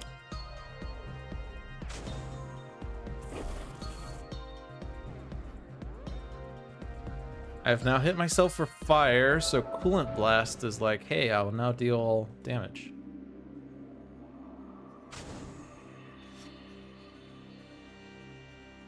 Omnitron's at 10. Can we win it?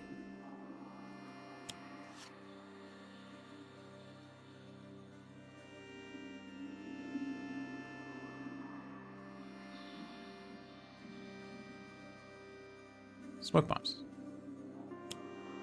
I don't think we win on this turn anyway. Unbolt. Control the next play.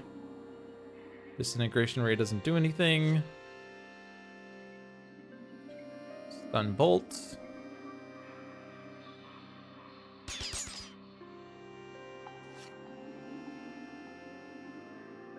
All right. Filling this weaponry. Oh no. Omnitron has a +2 now.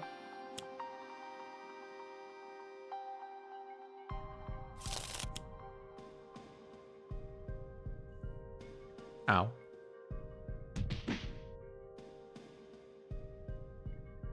Inspiring Presence!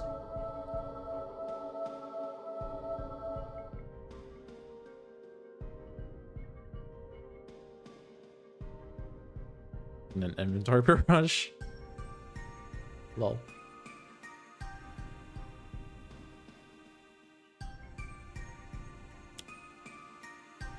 I will throw everything at Omnitron, including the kitchen sink.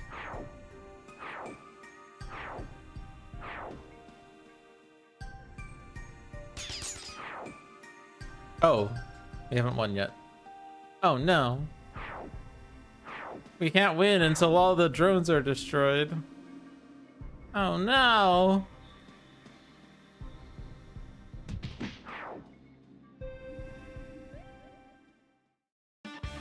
All right, win number 3.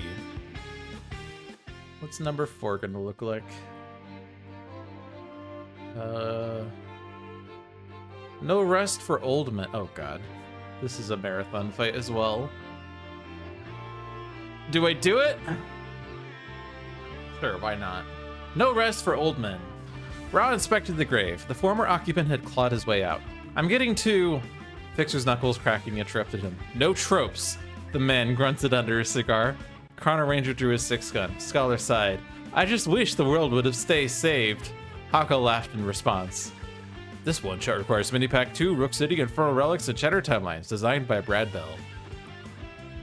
It is Challenge Spite Agent of Gloom versus Mr. Fixer, Scholar, Chrono Ranger, Haka, and Ra in the Tomb of Anubis. It's a marathon fight. Let's do it.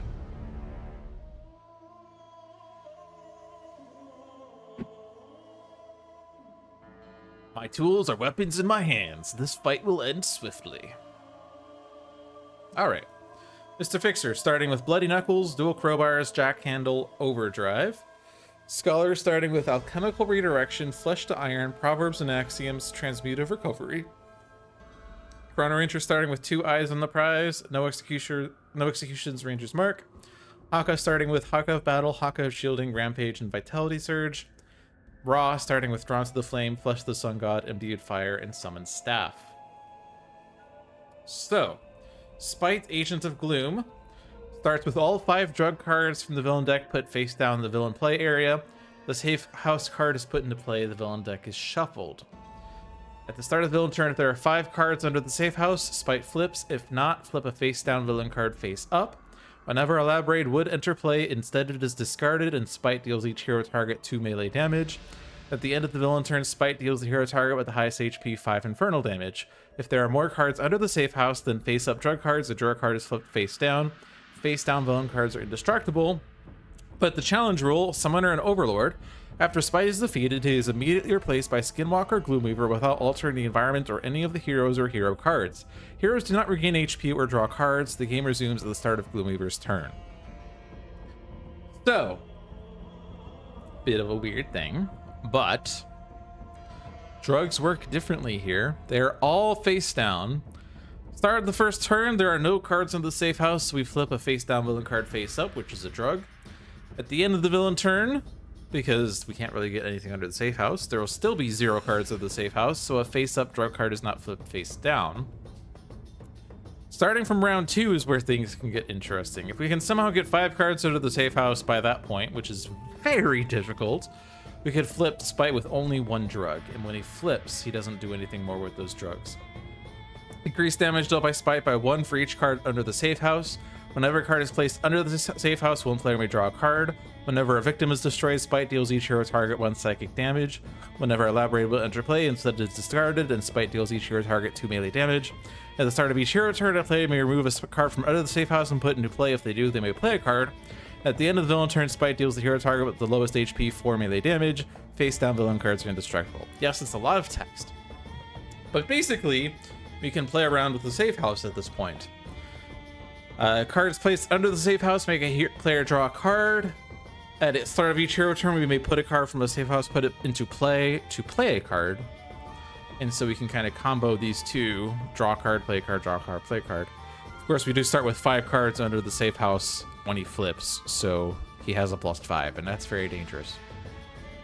But say that we don't do that, then he flips a second drug face up, but if there are 3 or 4 cards under the safe house, we can flip one of those drugs face down.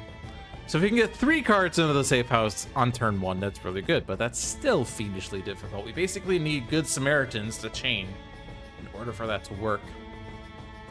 And if he does flip a drug face up and there's 2, then at the start of the third turn, if there are not 5 cards, he flips. If not, he flips the drug face up.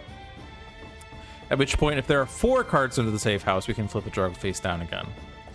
The flipping face down is incredibly difficult, and I kind of don't like the fact that this, like the way this works, kind of makes it unfair. 5 is the, like, H equals 5 is the best case because you can put cards face down. With H equals 3, this is literally impossible to trigger. You cannot do this with H equals 3 because the way this works, because you can never flip a drug on turn 1. On turn 2, this is 3 cards, so you have to have 0, 1, or 2 in order for him to not flip. But if there are 0, 1, or 2 and there's a drug flip face up, there's 2 drugs in play, and you'll never have more than 2 victims out of the safe house without accidentally flipping him. So you can still flip him with 1 drug face up, but you can't flip a drug face down. So that text is really annoying. Anyway, H equals 5, so this is really good. Innocent Bystander is the safe house drug. We didn't read the safe house. When this card enters play, reveal cards from the top of the villain deck until a victim card is revealed. Put into play, shuffle the rest of the revealed cards back into the villain deck. When Spite flips to his drug-racked monstrosity side, wait a minute, there's no drug-racked monstrosity side. We have Agent of Gloom and we have Broken Vessel, which means this doesn't happen. This card and cards under this card are indestructible. Cards under this card have no text. Okay, flip this drug, because I don't know, I always just do it in that order. We have the Lost Child.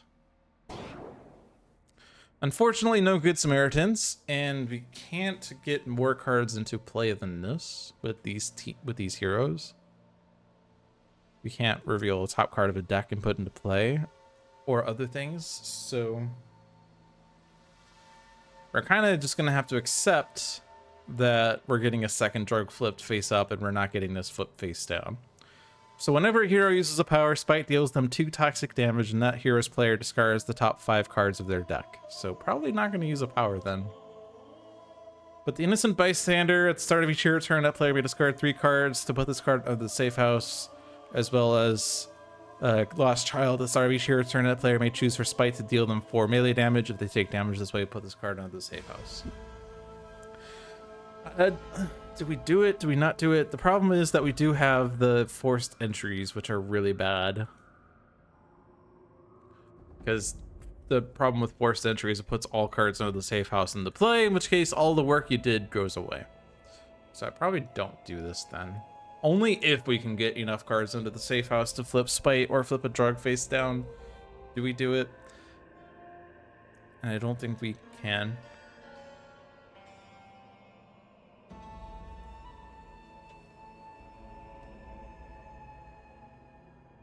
Dual crowbars is fine now. Just play it and then skip.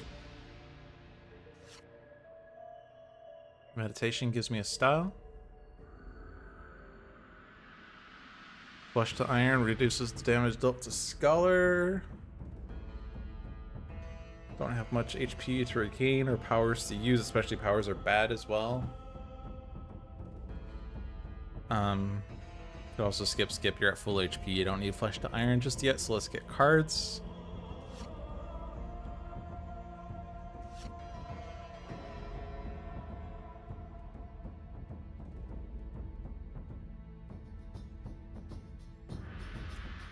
Play this card next to a non-character card target? That doesn't do much. Eyes on the prize to dig for cards? Or skip. Probably skip again. Honestly, there's like nothing to do here. I would like to save Eyes on the Prize for once there's damage increases. Skip as well. Haka Shielding does draw 2. It's probably okay. Reduces damage to Haka a little bit.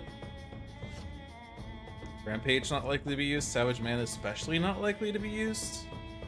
Because once Spite just destroys environment cards, like Spite doesn't have any other targets in his deck.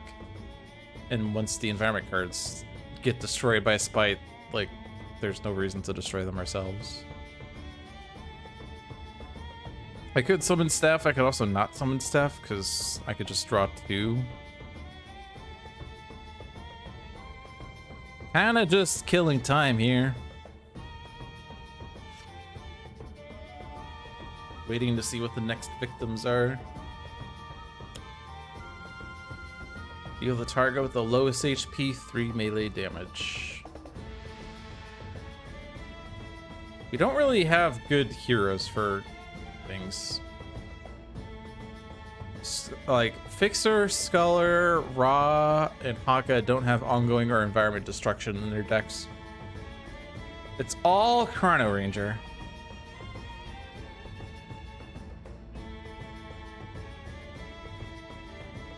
Here with the lowest is Fixer or Chrono. I'm gonna do discard Meditate, I guess, because oh, sorry, destroy an equipment card, destroy dual crowbars. I guess I'm doing this now. I was thinking I was discarding because I'm an idiot. All right, I don't have dual crowbars anymore. That's okay, because I can get it back someday, maybe. Please. Compound Omicron. All right, Good Samaritan. That is one that combos. First time Spite will be dealt damage each turn, reduce that damage by 3. Okay. So we do want to start thinking about getting cards into the safe house. So let's not have Fixer get it. Get the Innocent Bystander. Ra probably can discard 3 cards very easily. I don't want Scholar to discard. Chrono Ranger can play multiple cards in a round, so he probably doesn't want to discard. So it's probably going to be Ra, I would say. Meditate. If I could somehow deal damage to make damage dealt to Spite irreducible, that would be pretty good, but I don't think that's necessarily worth it. Driving Mantis would be cool if he doesn't get the damage increase ever, but we probably aren't going to get away with not flipping another drug. It's kind of unlikely.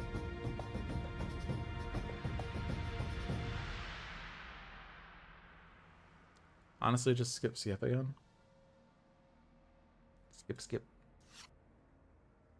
Just wait to see what we get.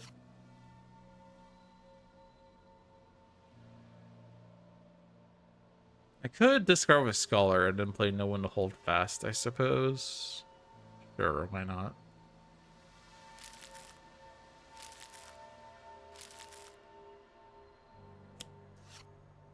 And then we have to hope that Good Samaritan doesn't play Forced Entry or Lab Raid, because those cards will not make Good Samaritan work.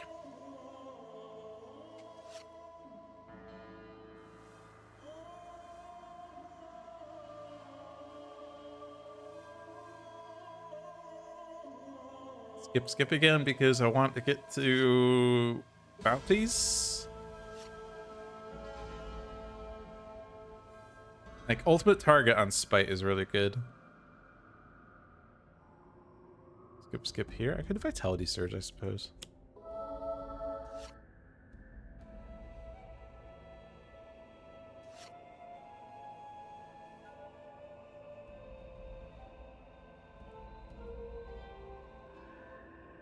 I could get the Staff of Ra.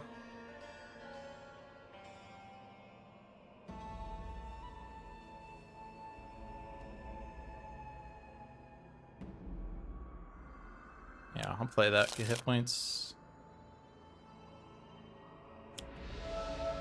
Not using my power yet, though. Just waiting to see what's in store.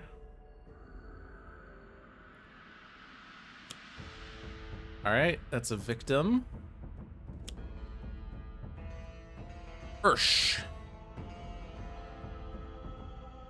No trials? Really? That's amazing. Alright, next drug. Mindfire. And Lab Raid would have been played, but got discarded instead. We do not have victim number 5, which is annoying. Environment is a non-entity for the rest of this game. So yeah, we're not going to be able to flip a drug face down ever.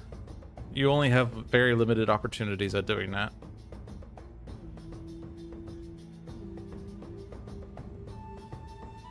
You could also choose not to put the innocent bystander under a safe house just in case a Lab Raid does come out.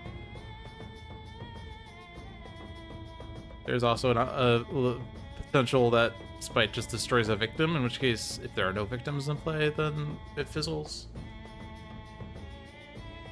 Let's do this. I have faith. Skip.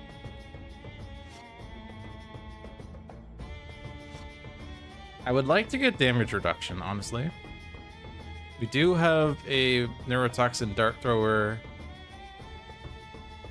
but that's not going to do that much for us.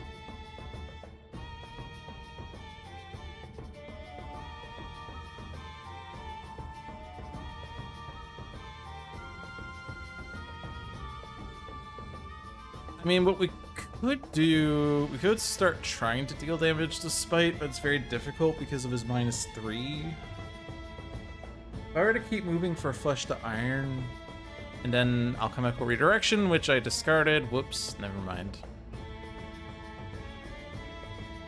I could keep moving for Flesh to Iron and then play Truth Seeker, which doesn't really do much, but it does draw me enough cards and it gives me Flesh to Iron and a means of sustaining Flesh to Iron.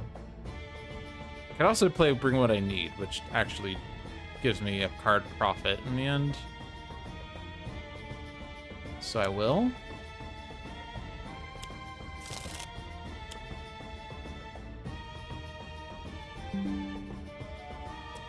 My mouse battery is low.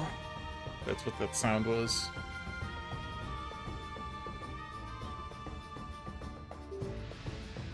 I have connected my mouse, which is what that sound was.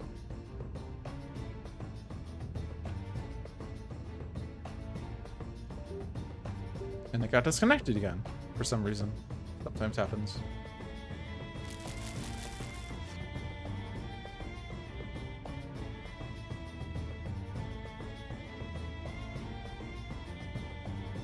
Oh. Ultimate target on Spite with Neurotoxin Dart Thrower would be pretty good. Can't really do the combo just yet, though. Can displace armor for Jim's hat and then play Neurotoxin Dart Thrower.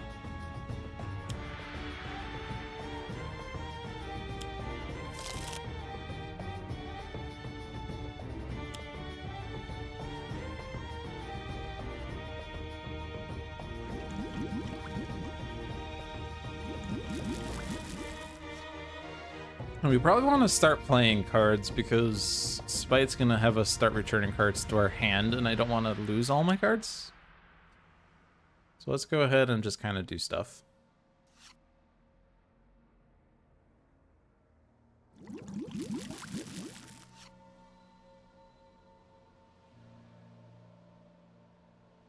Doesn't seem too likely that we'll be able to flip Spite with only 4 drugs out of 5, I guess. But I tried my best.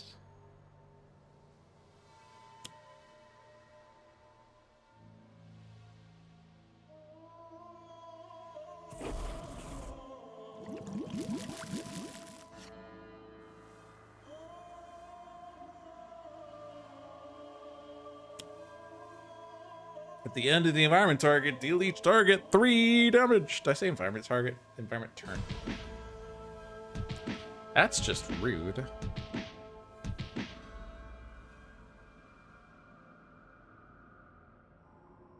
Alright. Put 3 hero, ongoing, or equipment cards back into the player's hands. This is where it starts.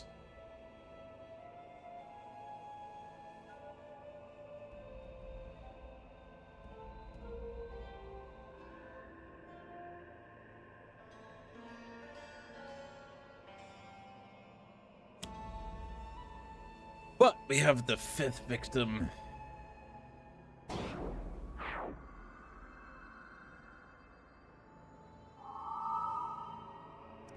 Dare we flip Spite? If we flip Spite, we don't get the 5th drug. The 5th drug is the +1 damage drug? No, it's not. What is the 5th drug? +1 damage is this one. I always forget that it also combos with putting cards back in the hand. I think the 5th one is at the end of the environment turn, deal each target 1 damage or something. Sorry, at the end of the villain turn, deal each target 1 damage, or each hero target 1 damage. I think.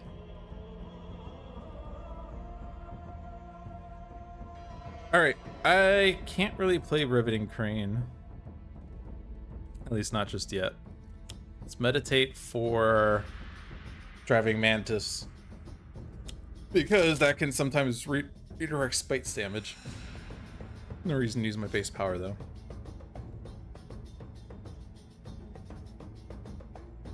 Discard a card.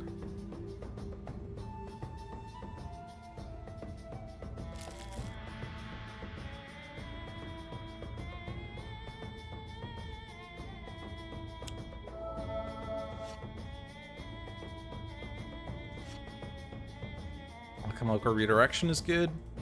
Scholar is going to be our means of keeping HP up, I think. Like, Proverbs and Axioms is what we want.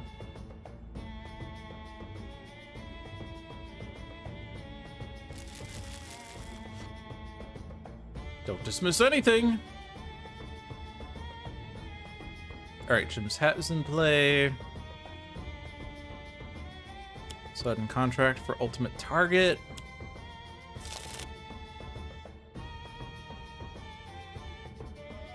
Neurotoxin Dart Thrower.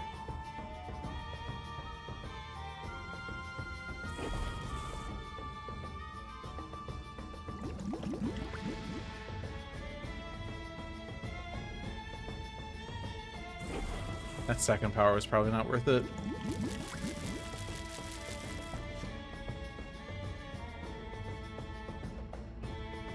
But now, whenever Spite deals damage, or the first time Spite deals damage, ultimate target goes off. So, like, I use Mare, which damages Haka. But then I can use the Neurotoxin Dart Thrower again.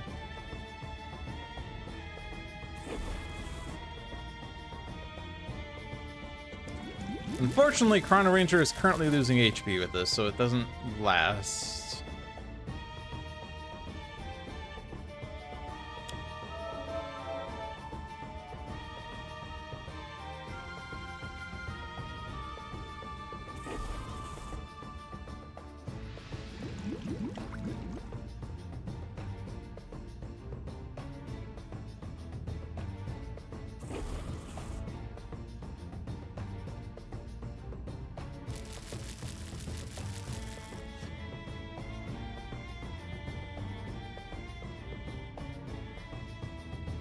Do not destroy.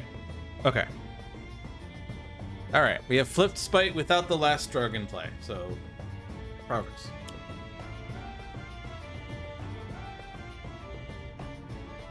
And I can redirect this damage. Yay! Currently, Spite has a +5. That's not scary.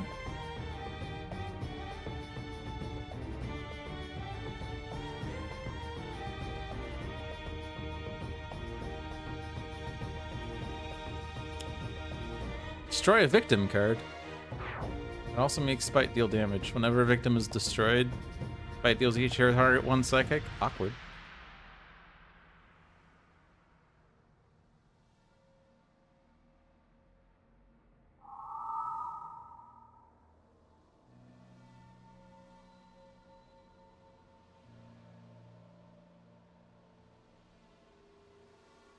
Ow. Maybe I shouldn't have flipped Spite? I like the flip Spite so much, but this probably kills Chrono, and with that, my damage reduction possibilities.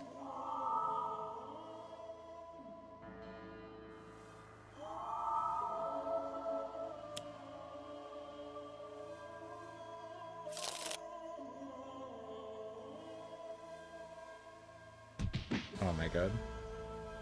Yeah, Chrono's dead. I got greedy.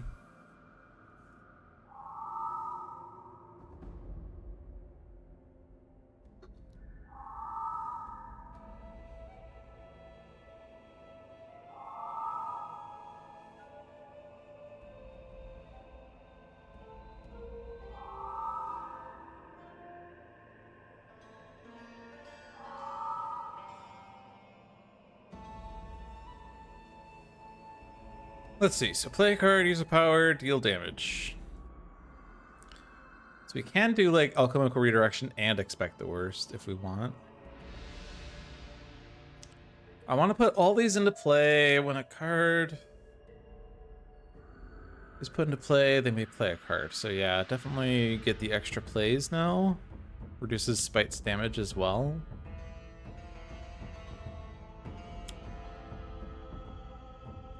We're not going to do the put things into the safe house just yet. Don't use this power though. Salvage Yard is here. Pretty strong when there's a million equipments discarded.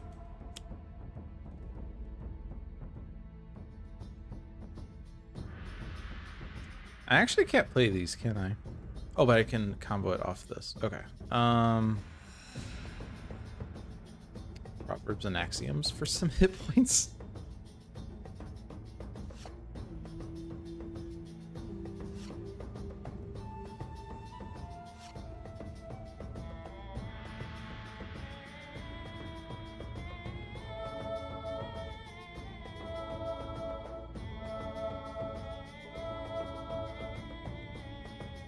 Discard.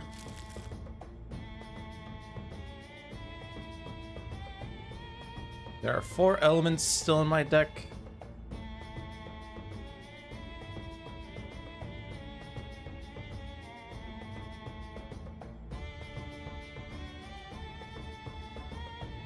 I think I'm gonna expect the worst in alchemical redirection.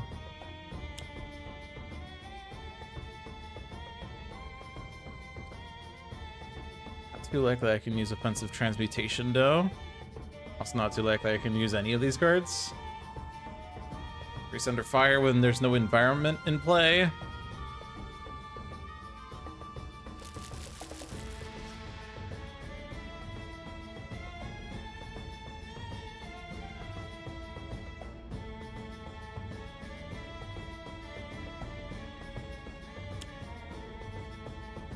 I'm doing this for no reason. Put less victims under the safe, have less victims under the safe house, I suppose.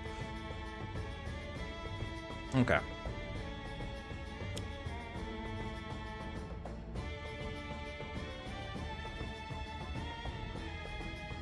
This lets Haka play a card.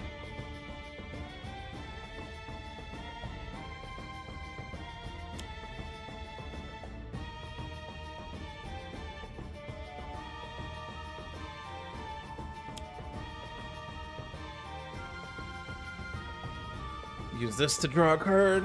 He takes 0.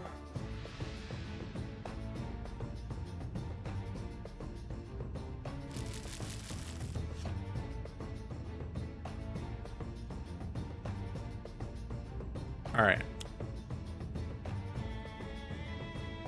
So as long as we can keep ourselves alive, that is fine. Also gonna put something under the safe house to get set up for Fixer to play an extra card. Although he doesn't really have a use for it. Unless... I guess he can get dual crowbars back. We don't have the hoist chain, which would be nice since we lost Chrono. I could make damage to Spite Irreducible with charge and base power. I guess that's not the worst.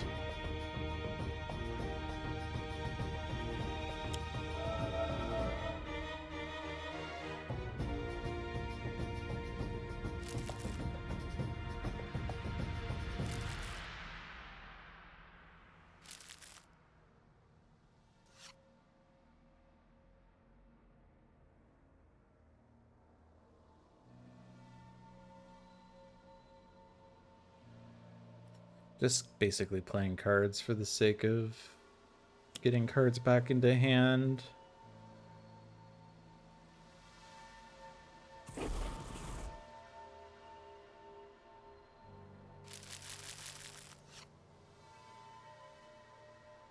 do have to move 3 cards each round from play back to hand.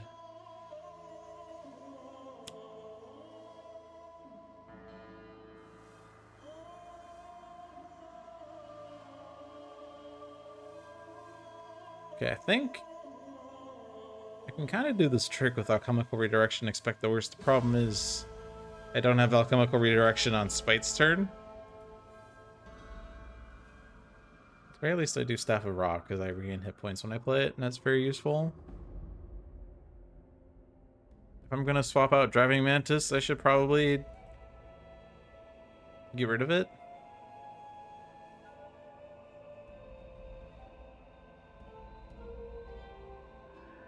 I could expect the worst back in hand. There's one in my hand, though. Fire Iron's not the most useful, but it does combo with Harmony. Because my extra play is going to be to meditate for... Or just Riveting Crane. Get Riveting Crane and then play Charge. I get a +1, so it doesn't... Like, this doesn't actually deal the damage, but this will.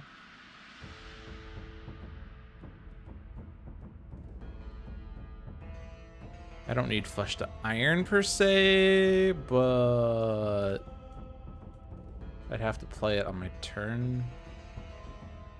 Yeah, that means I don't have to discard. Okay.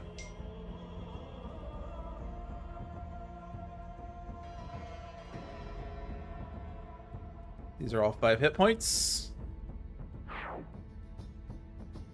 And then damage and stuff.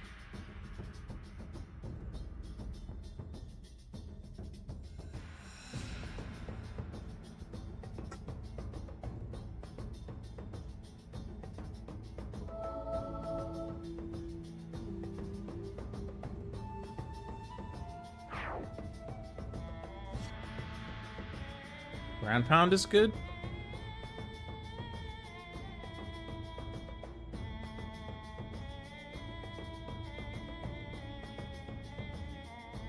If we can wait until Haka has his deck in his hand, then we can always Ground Pound. Put this into play so that I can play Riveting Crane. And then discard 3 cards.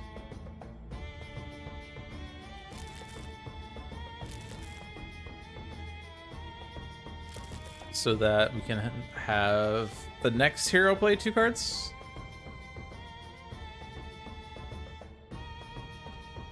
And then charge to get rid of the damage reduction. Also, actually it deals damage. Although we don't have Hoist Chain.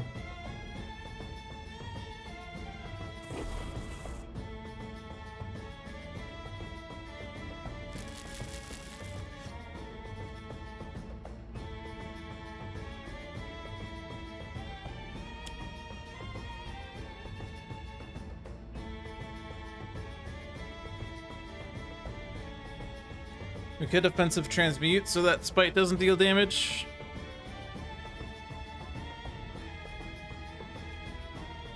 Or don't dismiss and get random cards. Let's don't dismiss on my turn, and let's offensive transmute so that Spite doesn't deal damage. Means I don't have to worry about like flush to iron and stuff. And then discard 3 cards so that the next hero has something to put into play.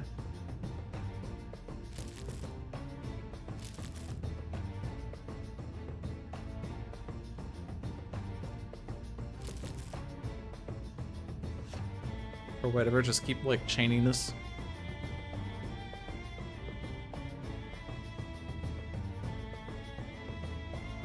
Random cards.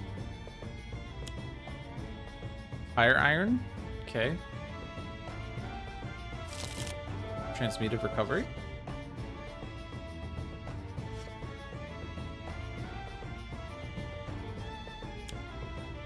Hawk of Restoration.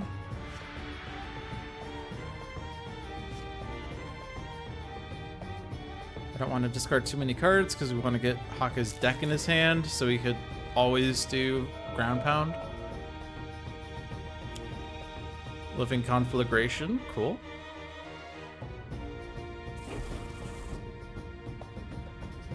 And then bring what I need. Which is not solid to liquid. Screw that card.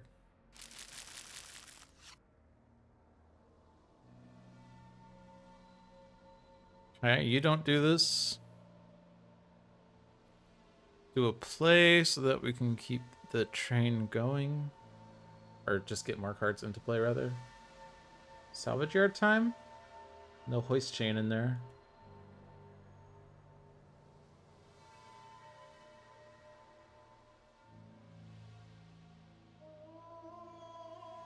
Just play more Dominions. Dominion makes Haka draw millions of cards, and that gets him to ground pound infinite territory.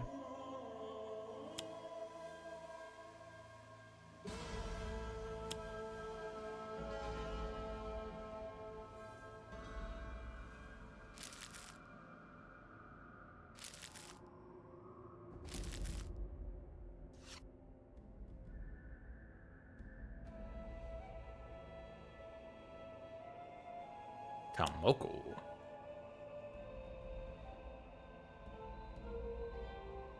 This is now the Slog of Spite, which is something that I believe has been improved upon in Definitive Edition, where it's not as much of a slog. It is at least more fun than Base Spite, because Base Spite is just the worst. Base Spite is even more of a slog.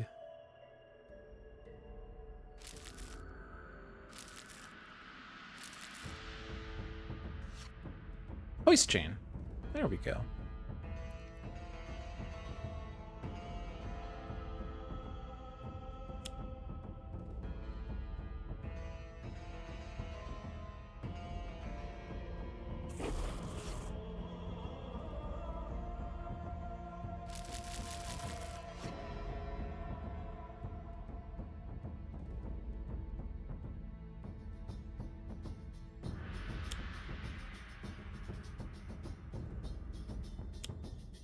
But wait, you're dealing damage.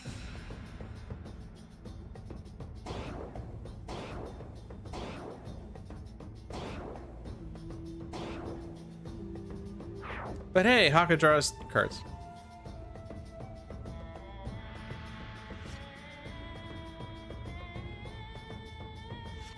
Haka's drawing 6 cards off of this card. It's great.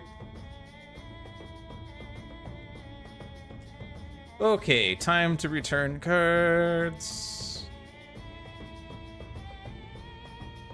We're playing Hoist Chain. And probably Salvage Yard so I can overdrive and be able to get damage irreducibility again. Oh, actually, no, I don't. Oh, no, I do need it with base power because I don't have enough damage.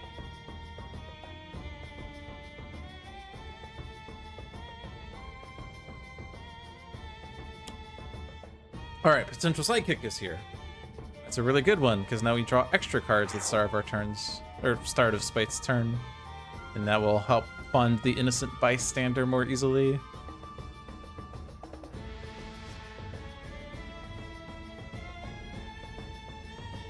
Alright, I will be right back. I have to pee.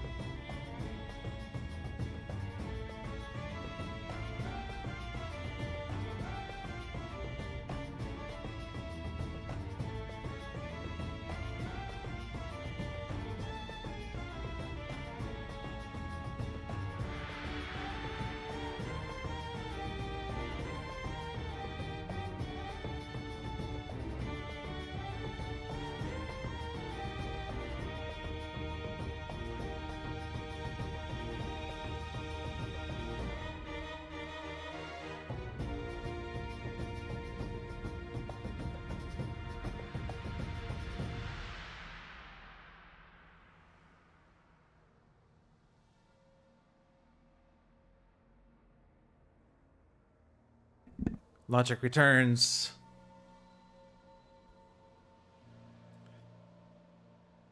Something happened? Thank you, or thank you for the hydrate. Good night, fishy.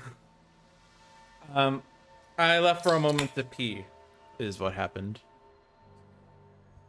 All right, let's put this into play.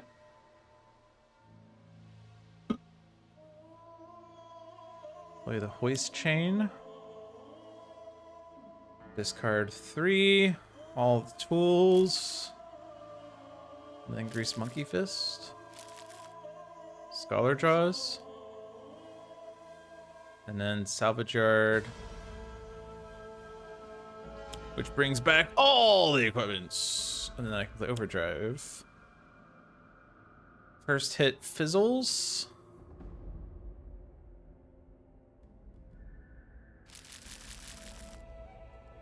Second hit doesn't. Now damage despite is irreducible. And his damage is reduced by 1. Put this into play to play a card. We can do Alchemical Redirection and Flesh to Iron this round, then that would probably be enough damage reduction.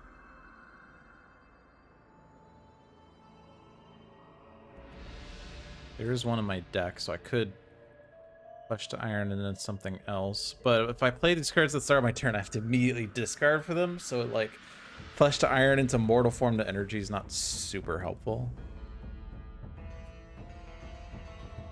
I don't think Scholar's the damage dealer here at the end of the day.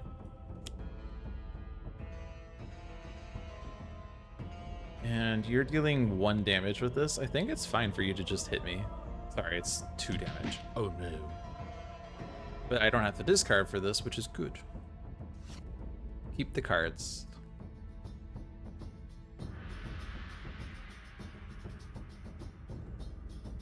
Discard Grace Under Fire. It's useless right now. Then Alchemical Redirection. And more cards.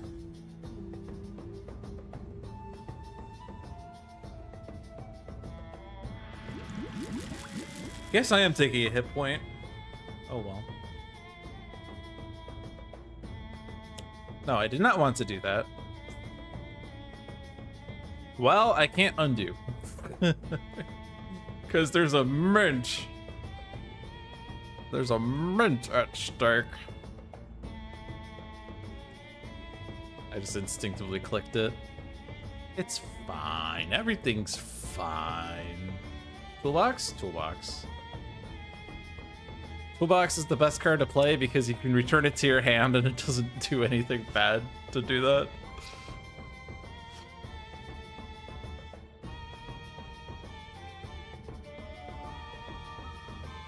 Alright, now I have to discard even though I didn't get the extra play.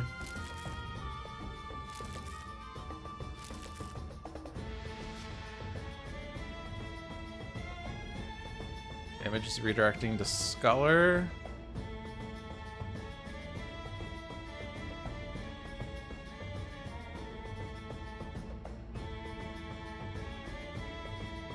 This is like a free +1.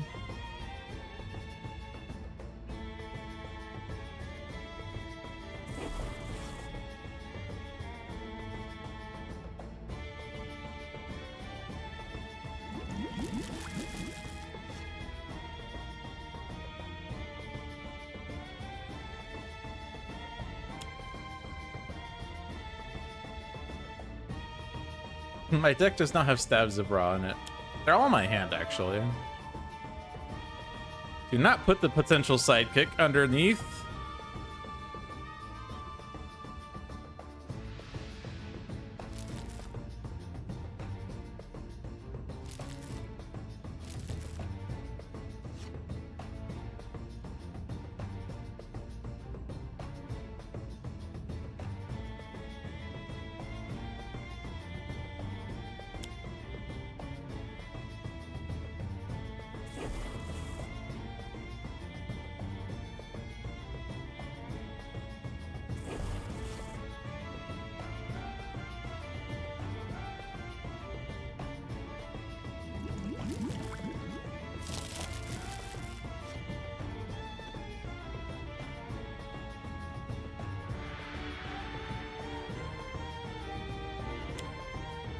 Whenever a villain target is destroyed. Ha! There are no villain targets other than Spite.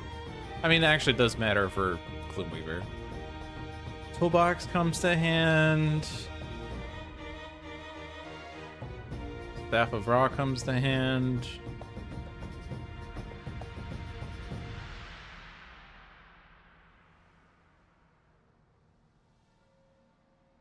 Depends on what other thing we're playing this round, I guess. Toolbox and Charge, probably. Charge is better than Overdrive because it actually deals another damage.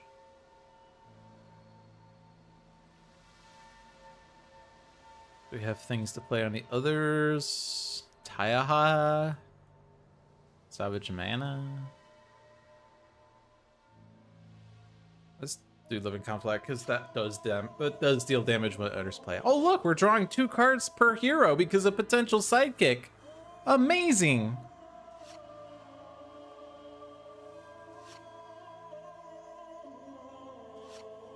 Yeah, now that we're basically in a stasis, this game's pretty easy. Chrono Ranger's death was a bit tragic. Also collateral damage. Ow. Kill the Good Samaritan. Screw him.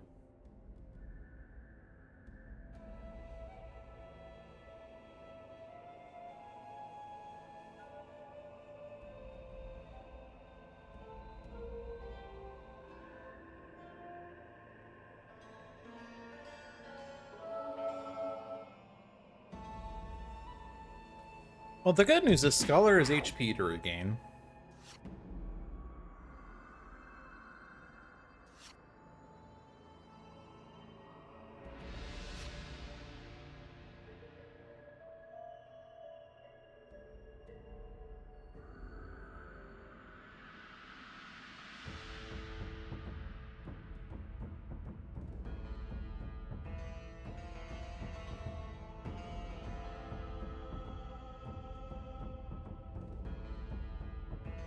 All right. Card into play. Play. Actually, playing that returns it to my hand immediately. Which means I don't get to do the trick, unfortunately. Discard you, and then, yeah.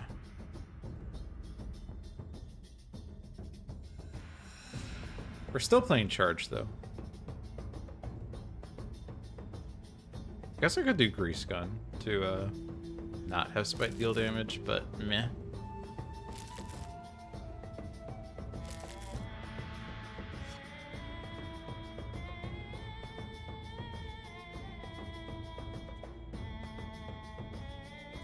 So much for having the toolbox trick, because I screwed up the order.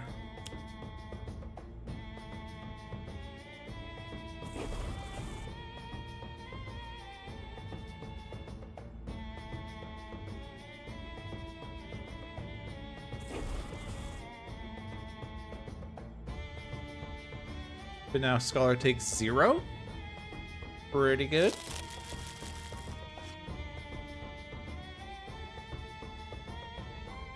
And I have another alchemical redirection I can play.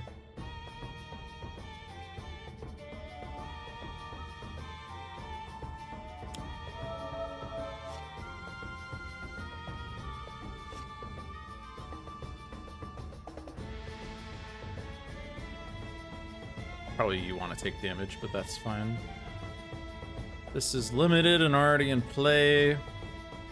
This is not going to do much. Screw you.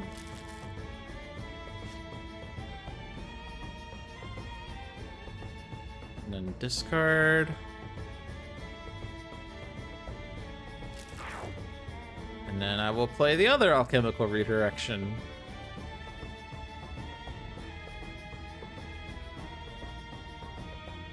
I must hit the discard for that, although that's not how that works.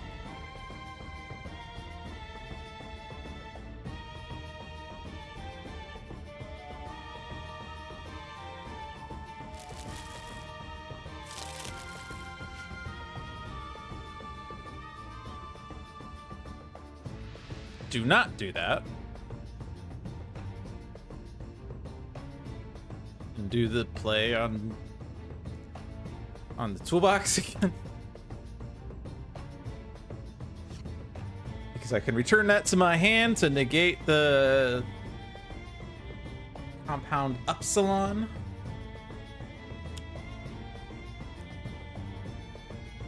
"13 cards left to draw."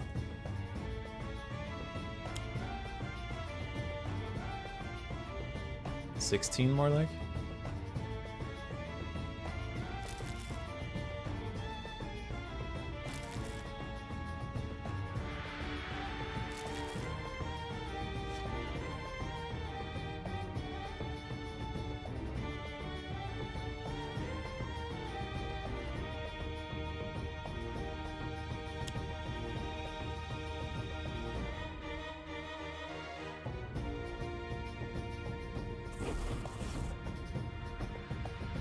Oh boy, this game's a slog.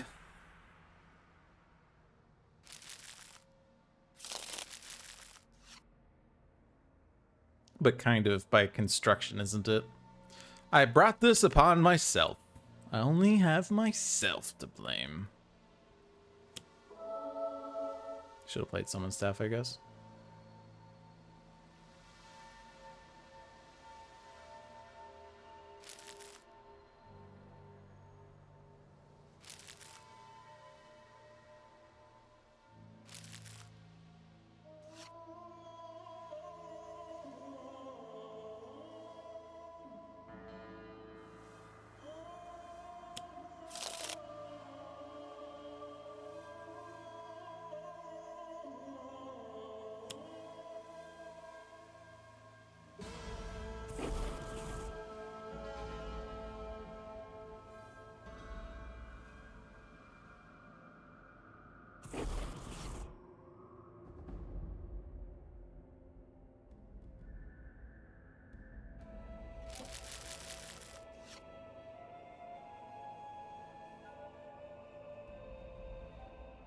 Tomb of Anubis, Plays Judgments of Anubis again!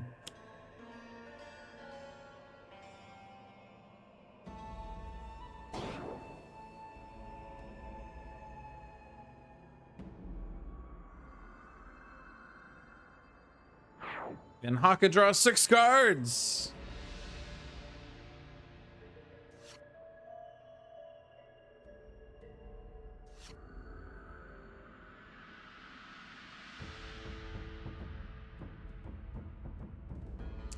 Okay, toolbox, staff of Ra, and then whatever else that isn't necessary. Don't have another alchemical redirection right now.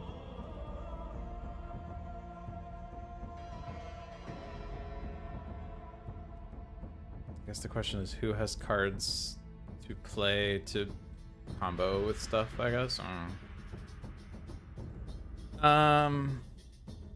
You can actually do overdrive.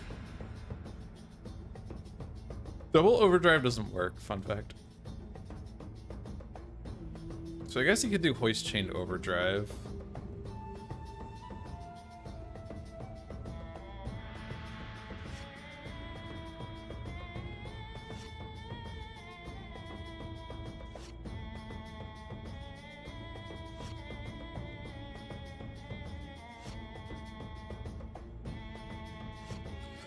The Gloomweaver part of the fight should definitely be a lot faster, because we're very well set up for it. Destroy a victim card. Oh wait, Fixer's not playing 2 cards. Uh-oh.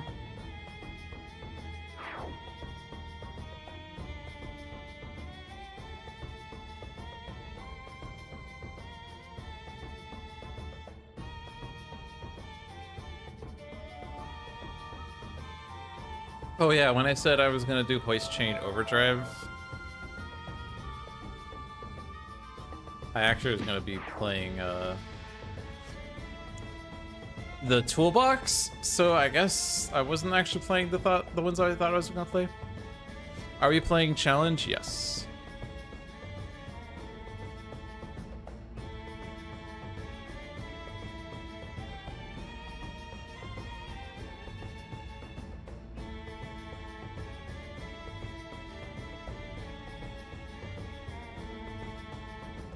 I can only play 1 card. What is this game?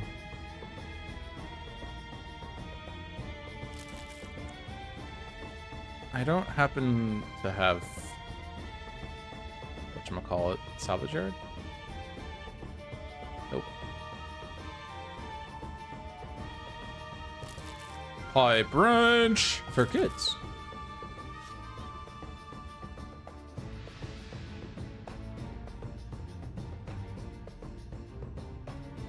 Okay, so we're not actually doing any pluses this round. Uh-oh. There's no reason to do hoist chain, as it turns out, because he can't get past the damage. Wait, do you have imbued fire? We do. Yeah, we've had imbued fire. Okay.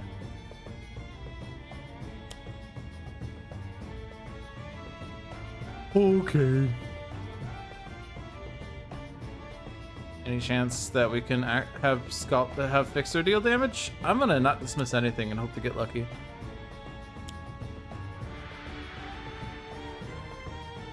Yep, that gets rid of the minus.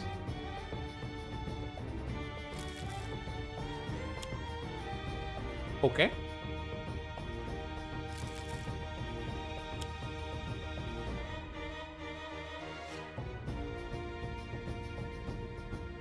The combo on Don't Dismiss Anything means I can actually have Fixer put a card from his trash on top of his deck and then play it immediately.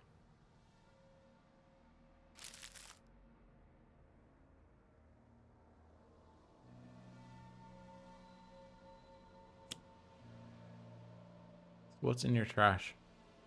Overdrive? Salvage yard? Salvage yard works.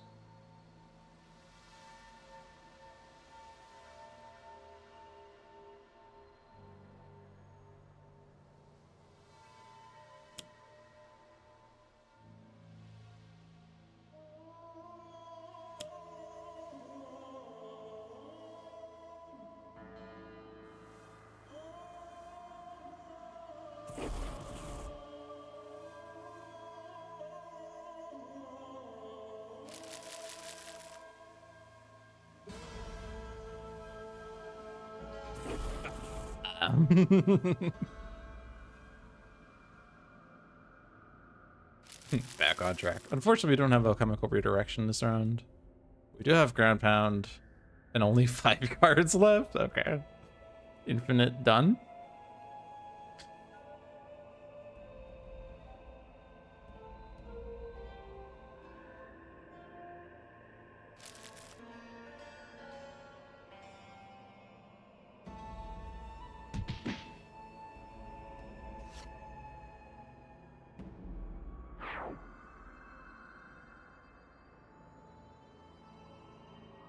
I don't care about solid to liquid, honestly.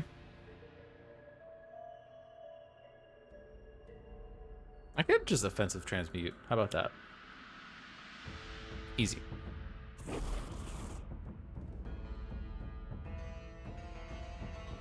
hard to offensive transmute, I guess, but we do play 2 cards around, so we can actually offensive transmute consistently. So I don't know what I'm talking about.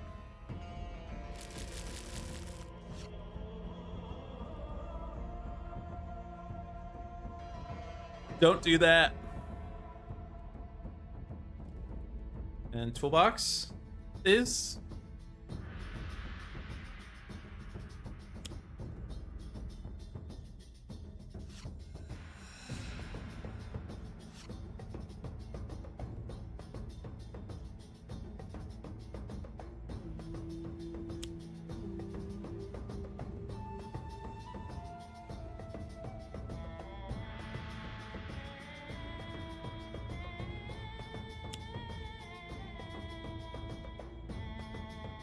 we're running out of cards. I guess because every card is in play at this point, huh? Do you have Tomoko? You do have Tomoko. Hypothetically, Enduring Intercession is bad, but we should be fine, right? Haka's at 13. 13's not that much.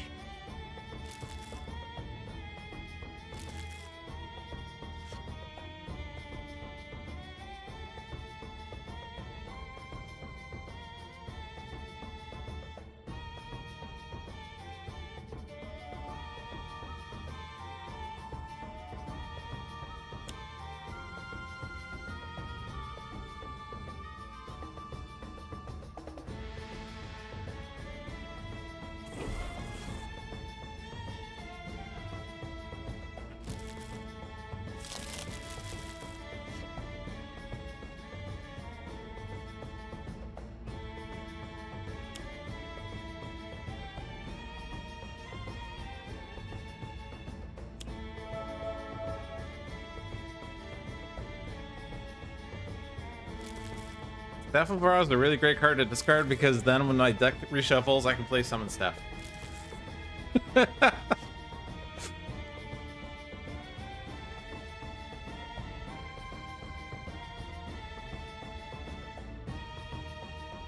just this one because it does something when it enters play.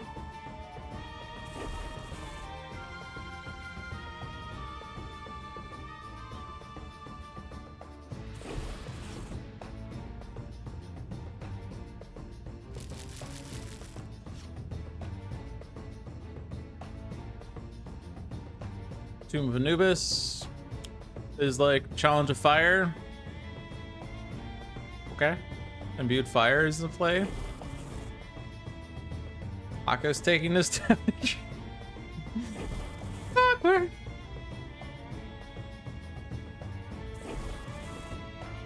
But Ra doesn't. Ra has almost as many hit points as the rest of the heroes combined. Whatever that means.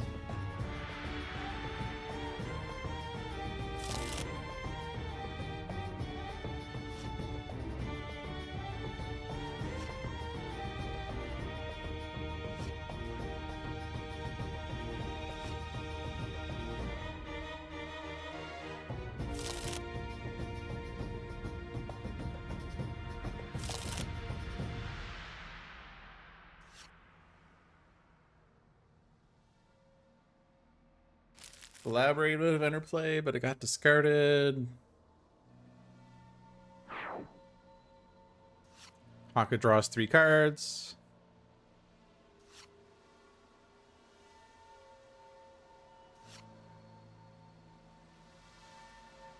we win the game yet?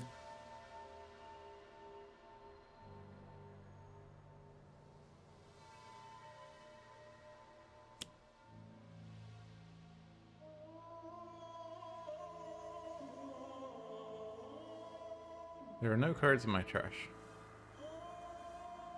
I'm gonna play charge to get rid of the damage reduction.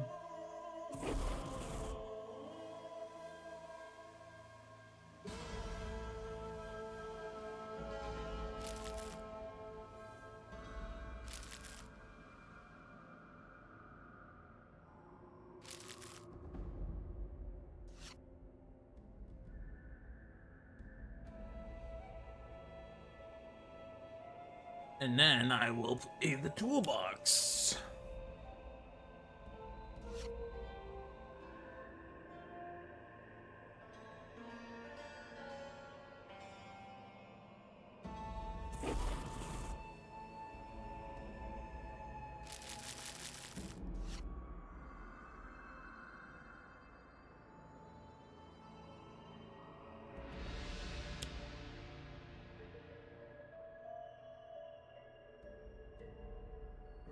Hit points for everyone.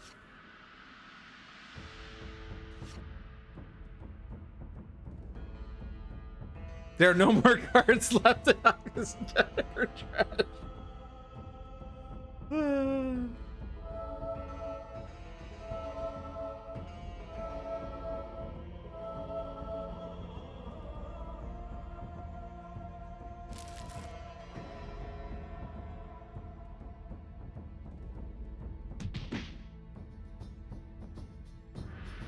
Wait, I just hit Hawk and he can't. Oh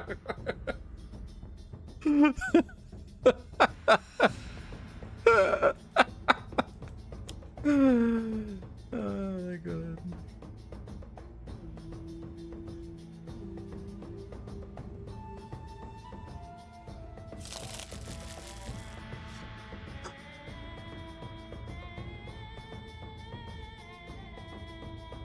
No, don't do that. I almost clicked it again.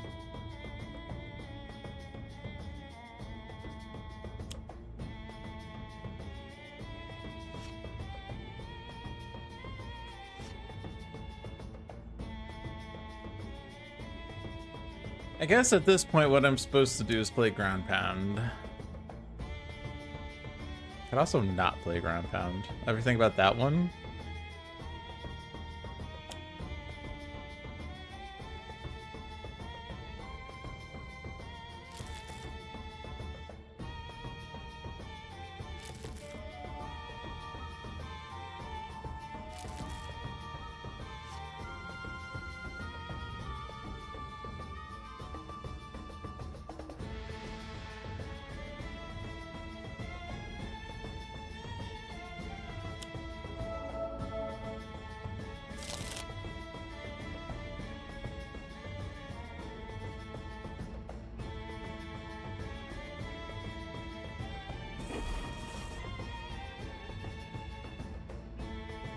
I'm gonna reshuffle my trashed place.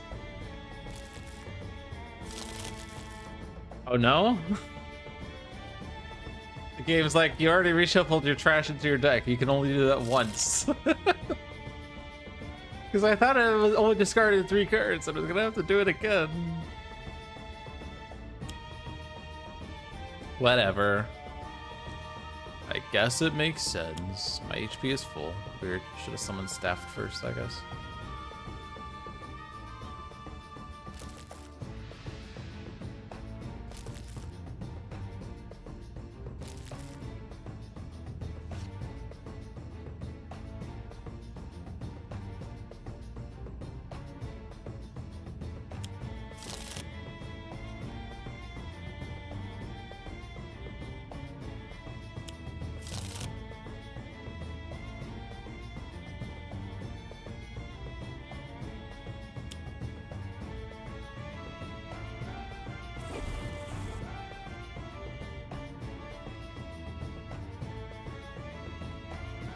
Have you ever wondered how the heroes would perform if every single one of their cards were in play? Because that's where we're at right now. Actually, amusingly, Scholar has only, like, 2 cards. Flush to iron and bring what you need. And sometimes alchemical redirection. Oh no! Swarm of scarabs! Whatever shall I do? This is literally the worst.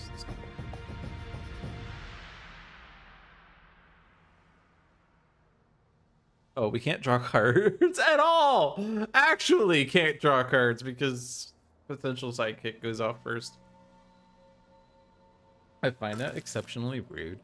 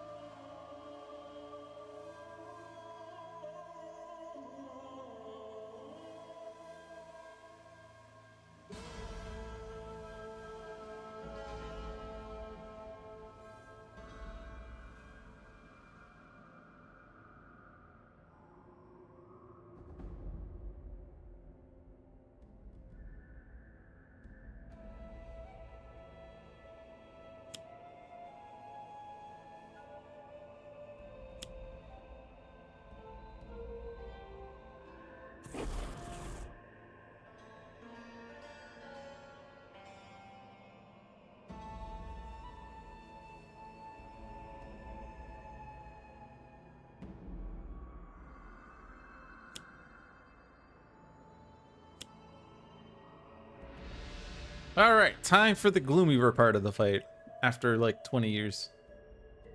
I'm pretty sure I started this game when my local time was 9:10 and now it's 9:50.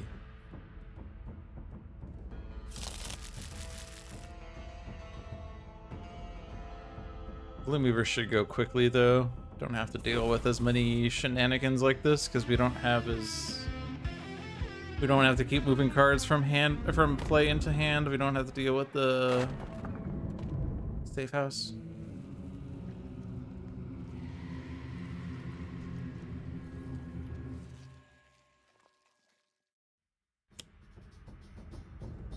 Fast following.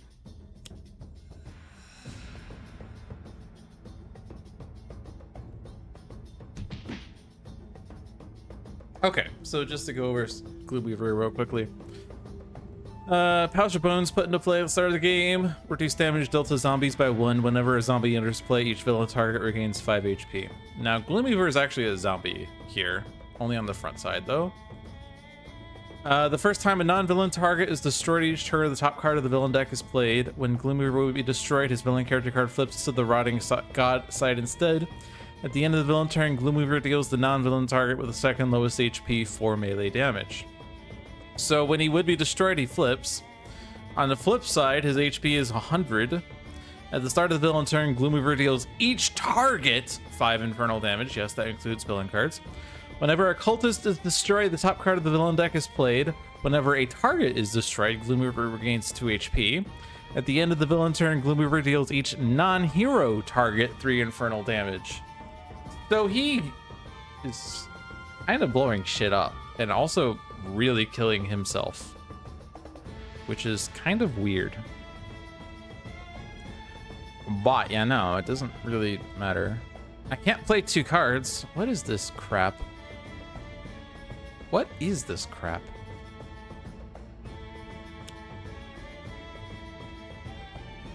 I will reduce your damage by 2 and you will like it.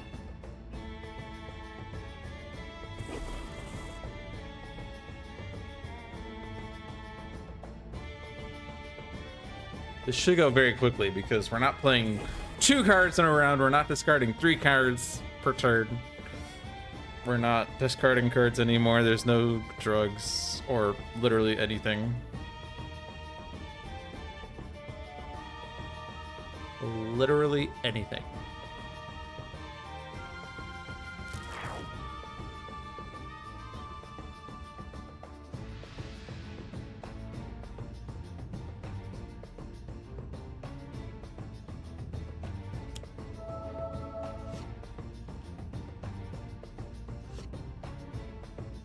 Also, Haka could just ground pound for the rest of his life if we really wanted.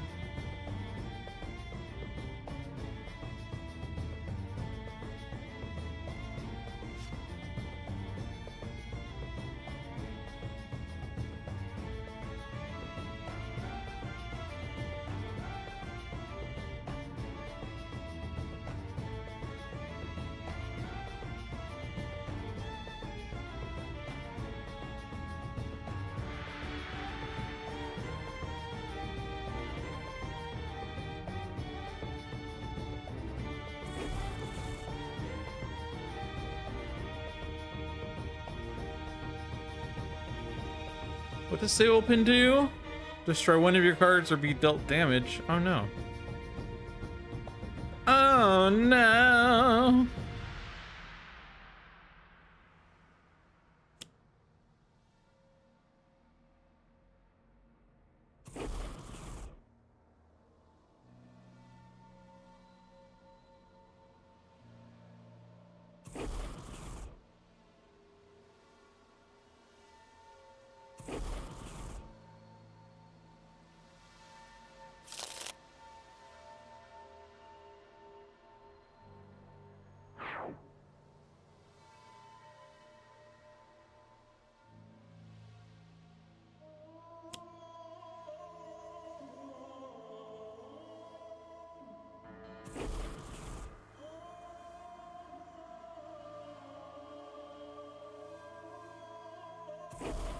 The environment trash is shuffling, which means we're kind of back at the start of the game as far as the environment is concerned.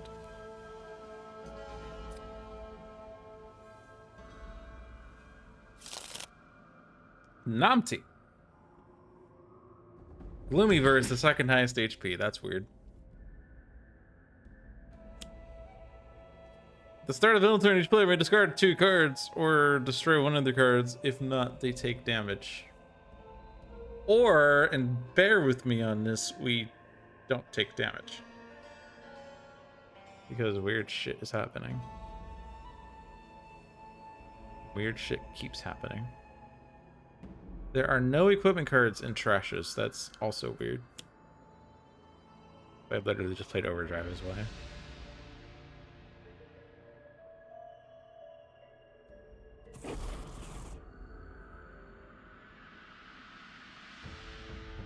So Gloomyver is gonna have a -3 damage dealt, but he also has damage irreducible, so he just hits himself for max damage, despite his efforts to not take the damage.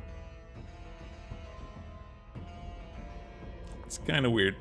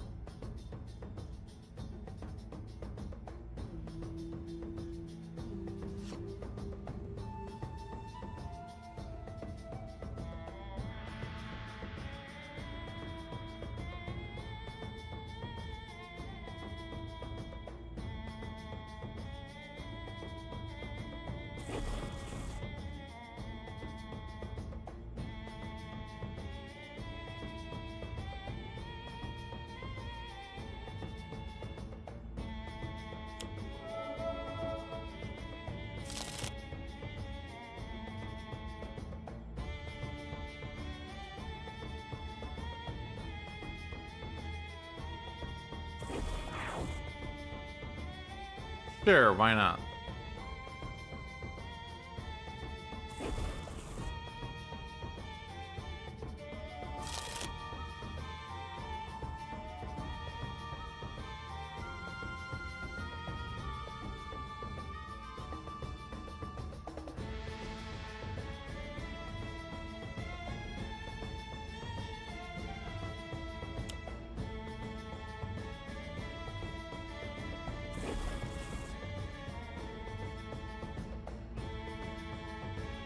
Alright, Gloomweaver has flipped.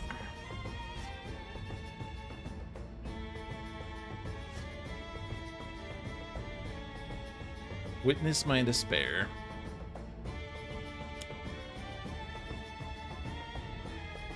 Spike trap is fine. No, not Haka. No.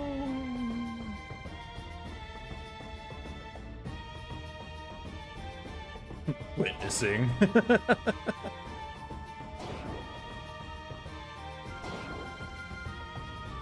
Wait, what do you mean you're actually hitting us? No, Haka, no! Oh, I don't have Flame Barrier in play? I guess I was thinking about doing it. Nah, I don't feel like doing that.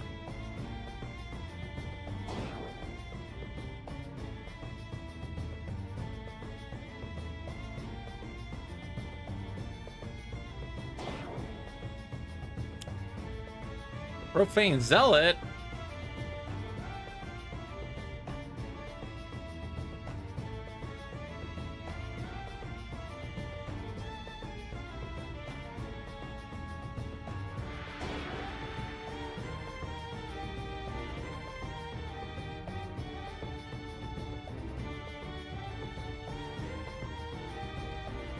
That's just rude.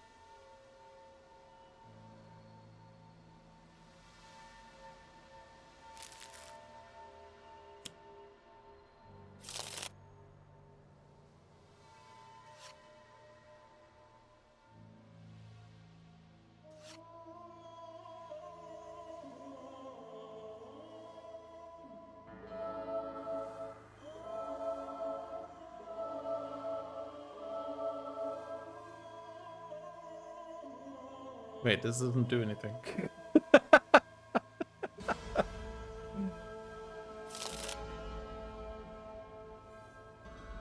I realized that after I clicked the button.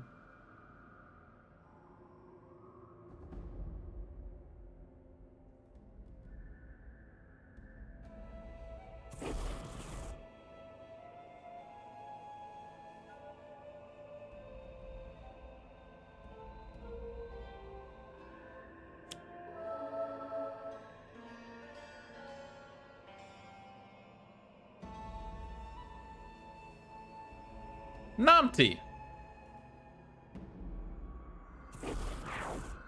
Namti has been eaten.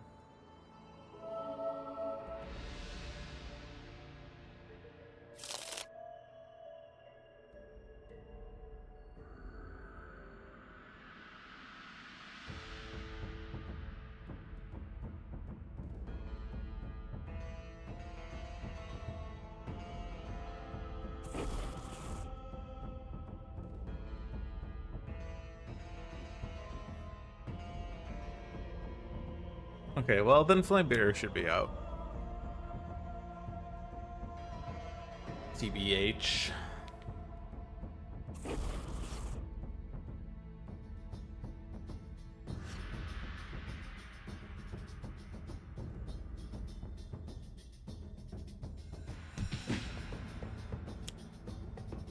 Anubis?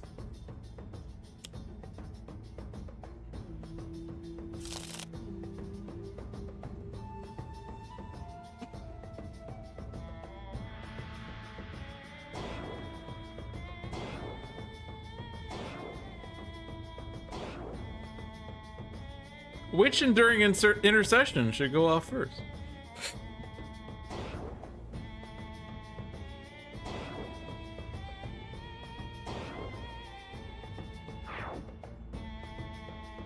Haka will draw 0 cards, and you will like it.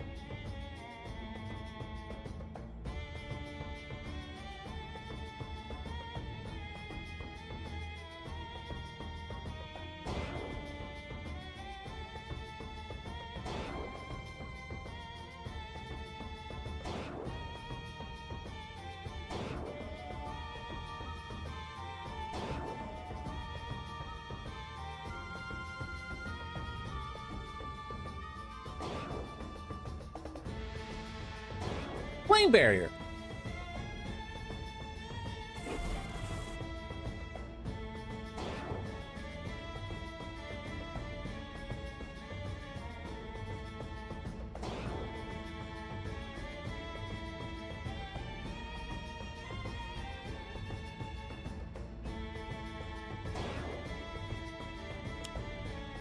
A zombie.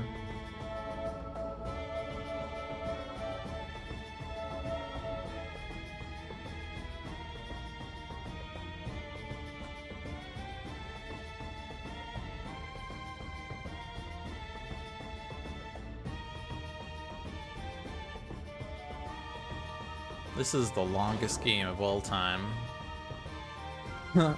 Except, of course, Oblivion exists. Bye, zombie!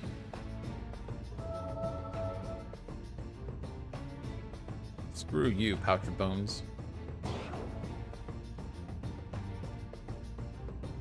Oh, right.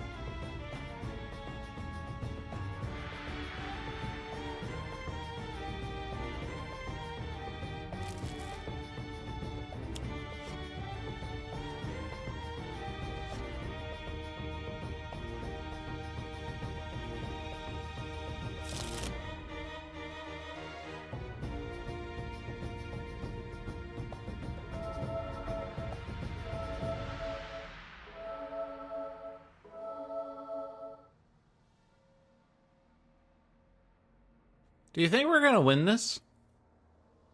We gotta win this.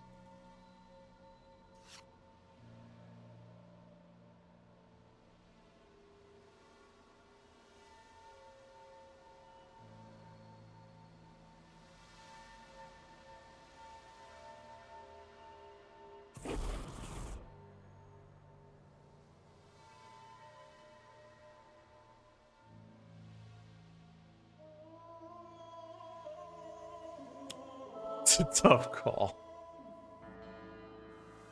Literally impossible to know.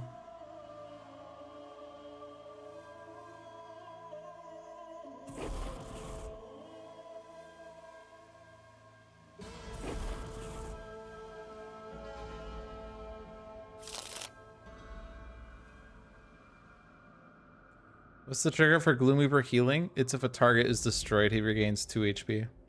But also the Pouch of Bones, whenever a zombie enters play, each villain target regains 5 HP. I could destroy those things so that they don't trigger. I could also not destroy those things and not care. Because I think we're winning. I think. The Savage Mana is not great. No, because I mean it is, because they're not targets, they're just cards. And they're not zombies entering play. So yeah, it's fine. It's all fine. I don't know what you're worried about.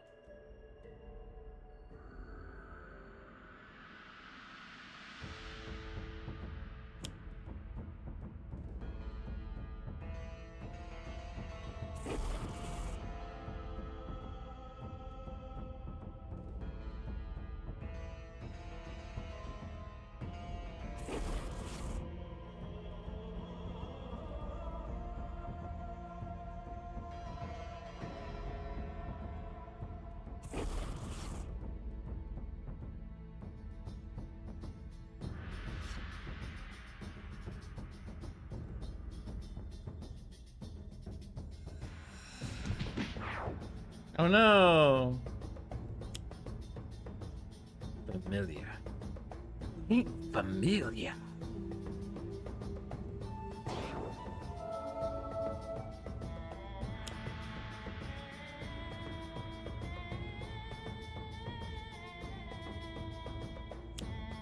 Swarm of scarabs. Arcana is actually bad now.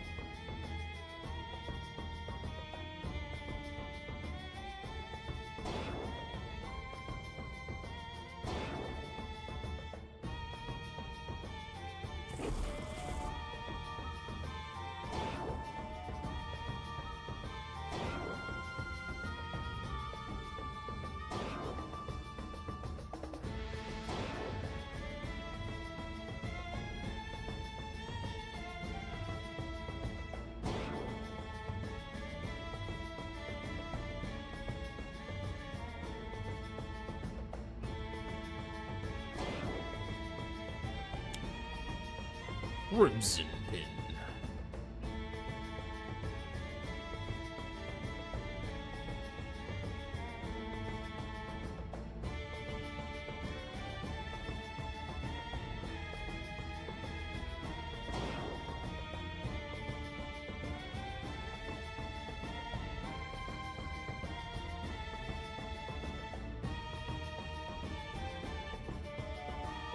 Ow!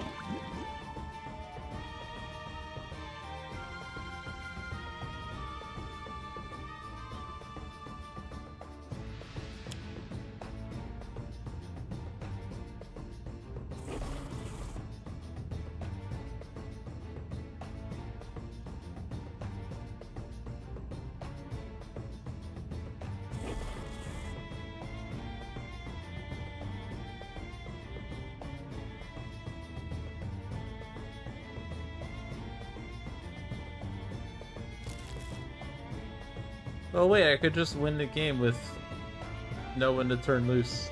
Alright, screw it. Screw it!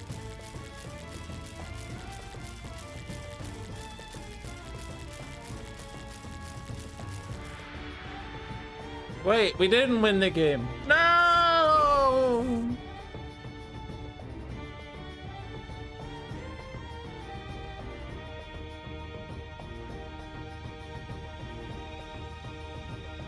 Oh no, I can't draw cards.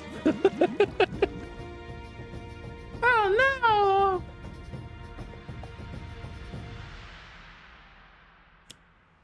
Alright, let's just win it. Let's get past this mess. Woo! It was like 20 minutes after Gloomy Brew came out to win the game. Chrono Ranger had been dead for like an hour. I could have probably won that faster, like 20 minutes faster. I mean, I could have won it 30 minutes faster had I held tab down. But I kind of prefer to not hold tab down. I'm kind of a purist, and I kind of like seeing the damage animations. I usually hold tab if it's 0 damage, or if it's the one card, the one VAT from Pike Industrial that deals 1/1 and 1 to each target at the end of the environment turn. Because that one just sucks. But we did it! We won! Yay! We won 4 games this week, including the game that was a revenge from last week where we lost. And it turned out that it wasn't that hard. You just had to play Cosmic Crest and not get it destroyed. Who would have thought that Cosmic Crest is a really strong construct? Me. I would have thought that. I don't know why I didn't play it. It's one of those cards that I love because it prevents damage. But anyway, we won, so that's it. I guess I would say preview for next week, although next week's the Oblivion match. So technically this is preview for 2 weeks from now, but the one shot that's coming in 2 weeks is Beginning of the End, which is a basic ambuscade game with a randomized start. So what could possibly go wrong here? Anyway, thank you for watching, everyone. I hope you enjoyed your stay. This was Dolphin's Dive. We stream every Thursday at 7 p.m. Be sure to check out the other streams we have on this channel. Every Friday at 4 p.m. is Luck with the Seamus with Seamus the Hug Monster. Every Saturday at 1 p.m. is Spirit Island Saturdays with usually myself and usually Seamus. Every Tuesday at 7 p.m. is Handelabra Live with usually John. Be sure to check out the Handelabra live streams to check out the upcoming previews for stuff before it is publicly available, such as the variants of the Sentinels of Earth Prime heroes, or for Horizons of Spirit Island spirits, or for One Deck Galaxy content. Because it has been confirmed several times on Handelabra Live that not only is Horizons of Spirit Island on the horizon, no pun intended, but also One Deck Dungeon. So be sure to check that out. Handelabra products currently include Sentinels of the Multiverse, Bottom of the Ninth, One Deck Dungeon, and Zen, Spirit Island, and Sentinels of Earth Prime, all available on Steam, iOS, and Android devices. One Deck Dungeon is also available on Switch. The variants for Sentinels of Earth Prime, as aforementioned, will be released once per week and each variant will be announced at the end of each Handelabra Live, and there will be a variant hunt each week. So if you want to have your name included in the Handelabra Hall of Fame for variants, be sure to take part in the frenzy after each variant is unlocked in order to figure out what the unlock condition is. Be the first to unlock the variant first off, and also be the first to determine the exact unlock condition for the variant. It's all fun and games. But that will be it for this week. Thank you all for watching. I'll see you guys next week. Have a good night.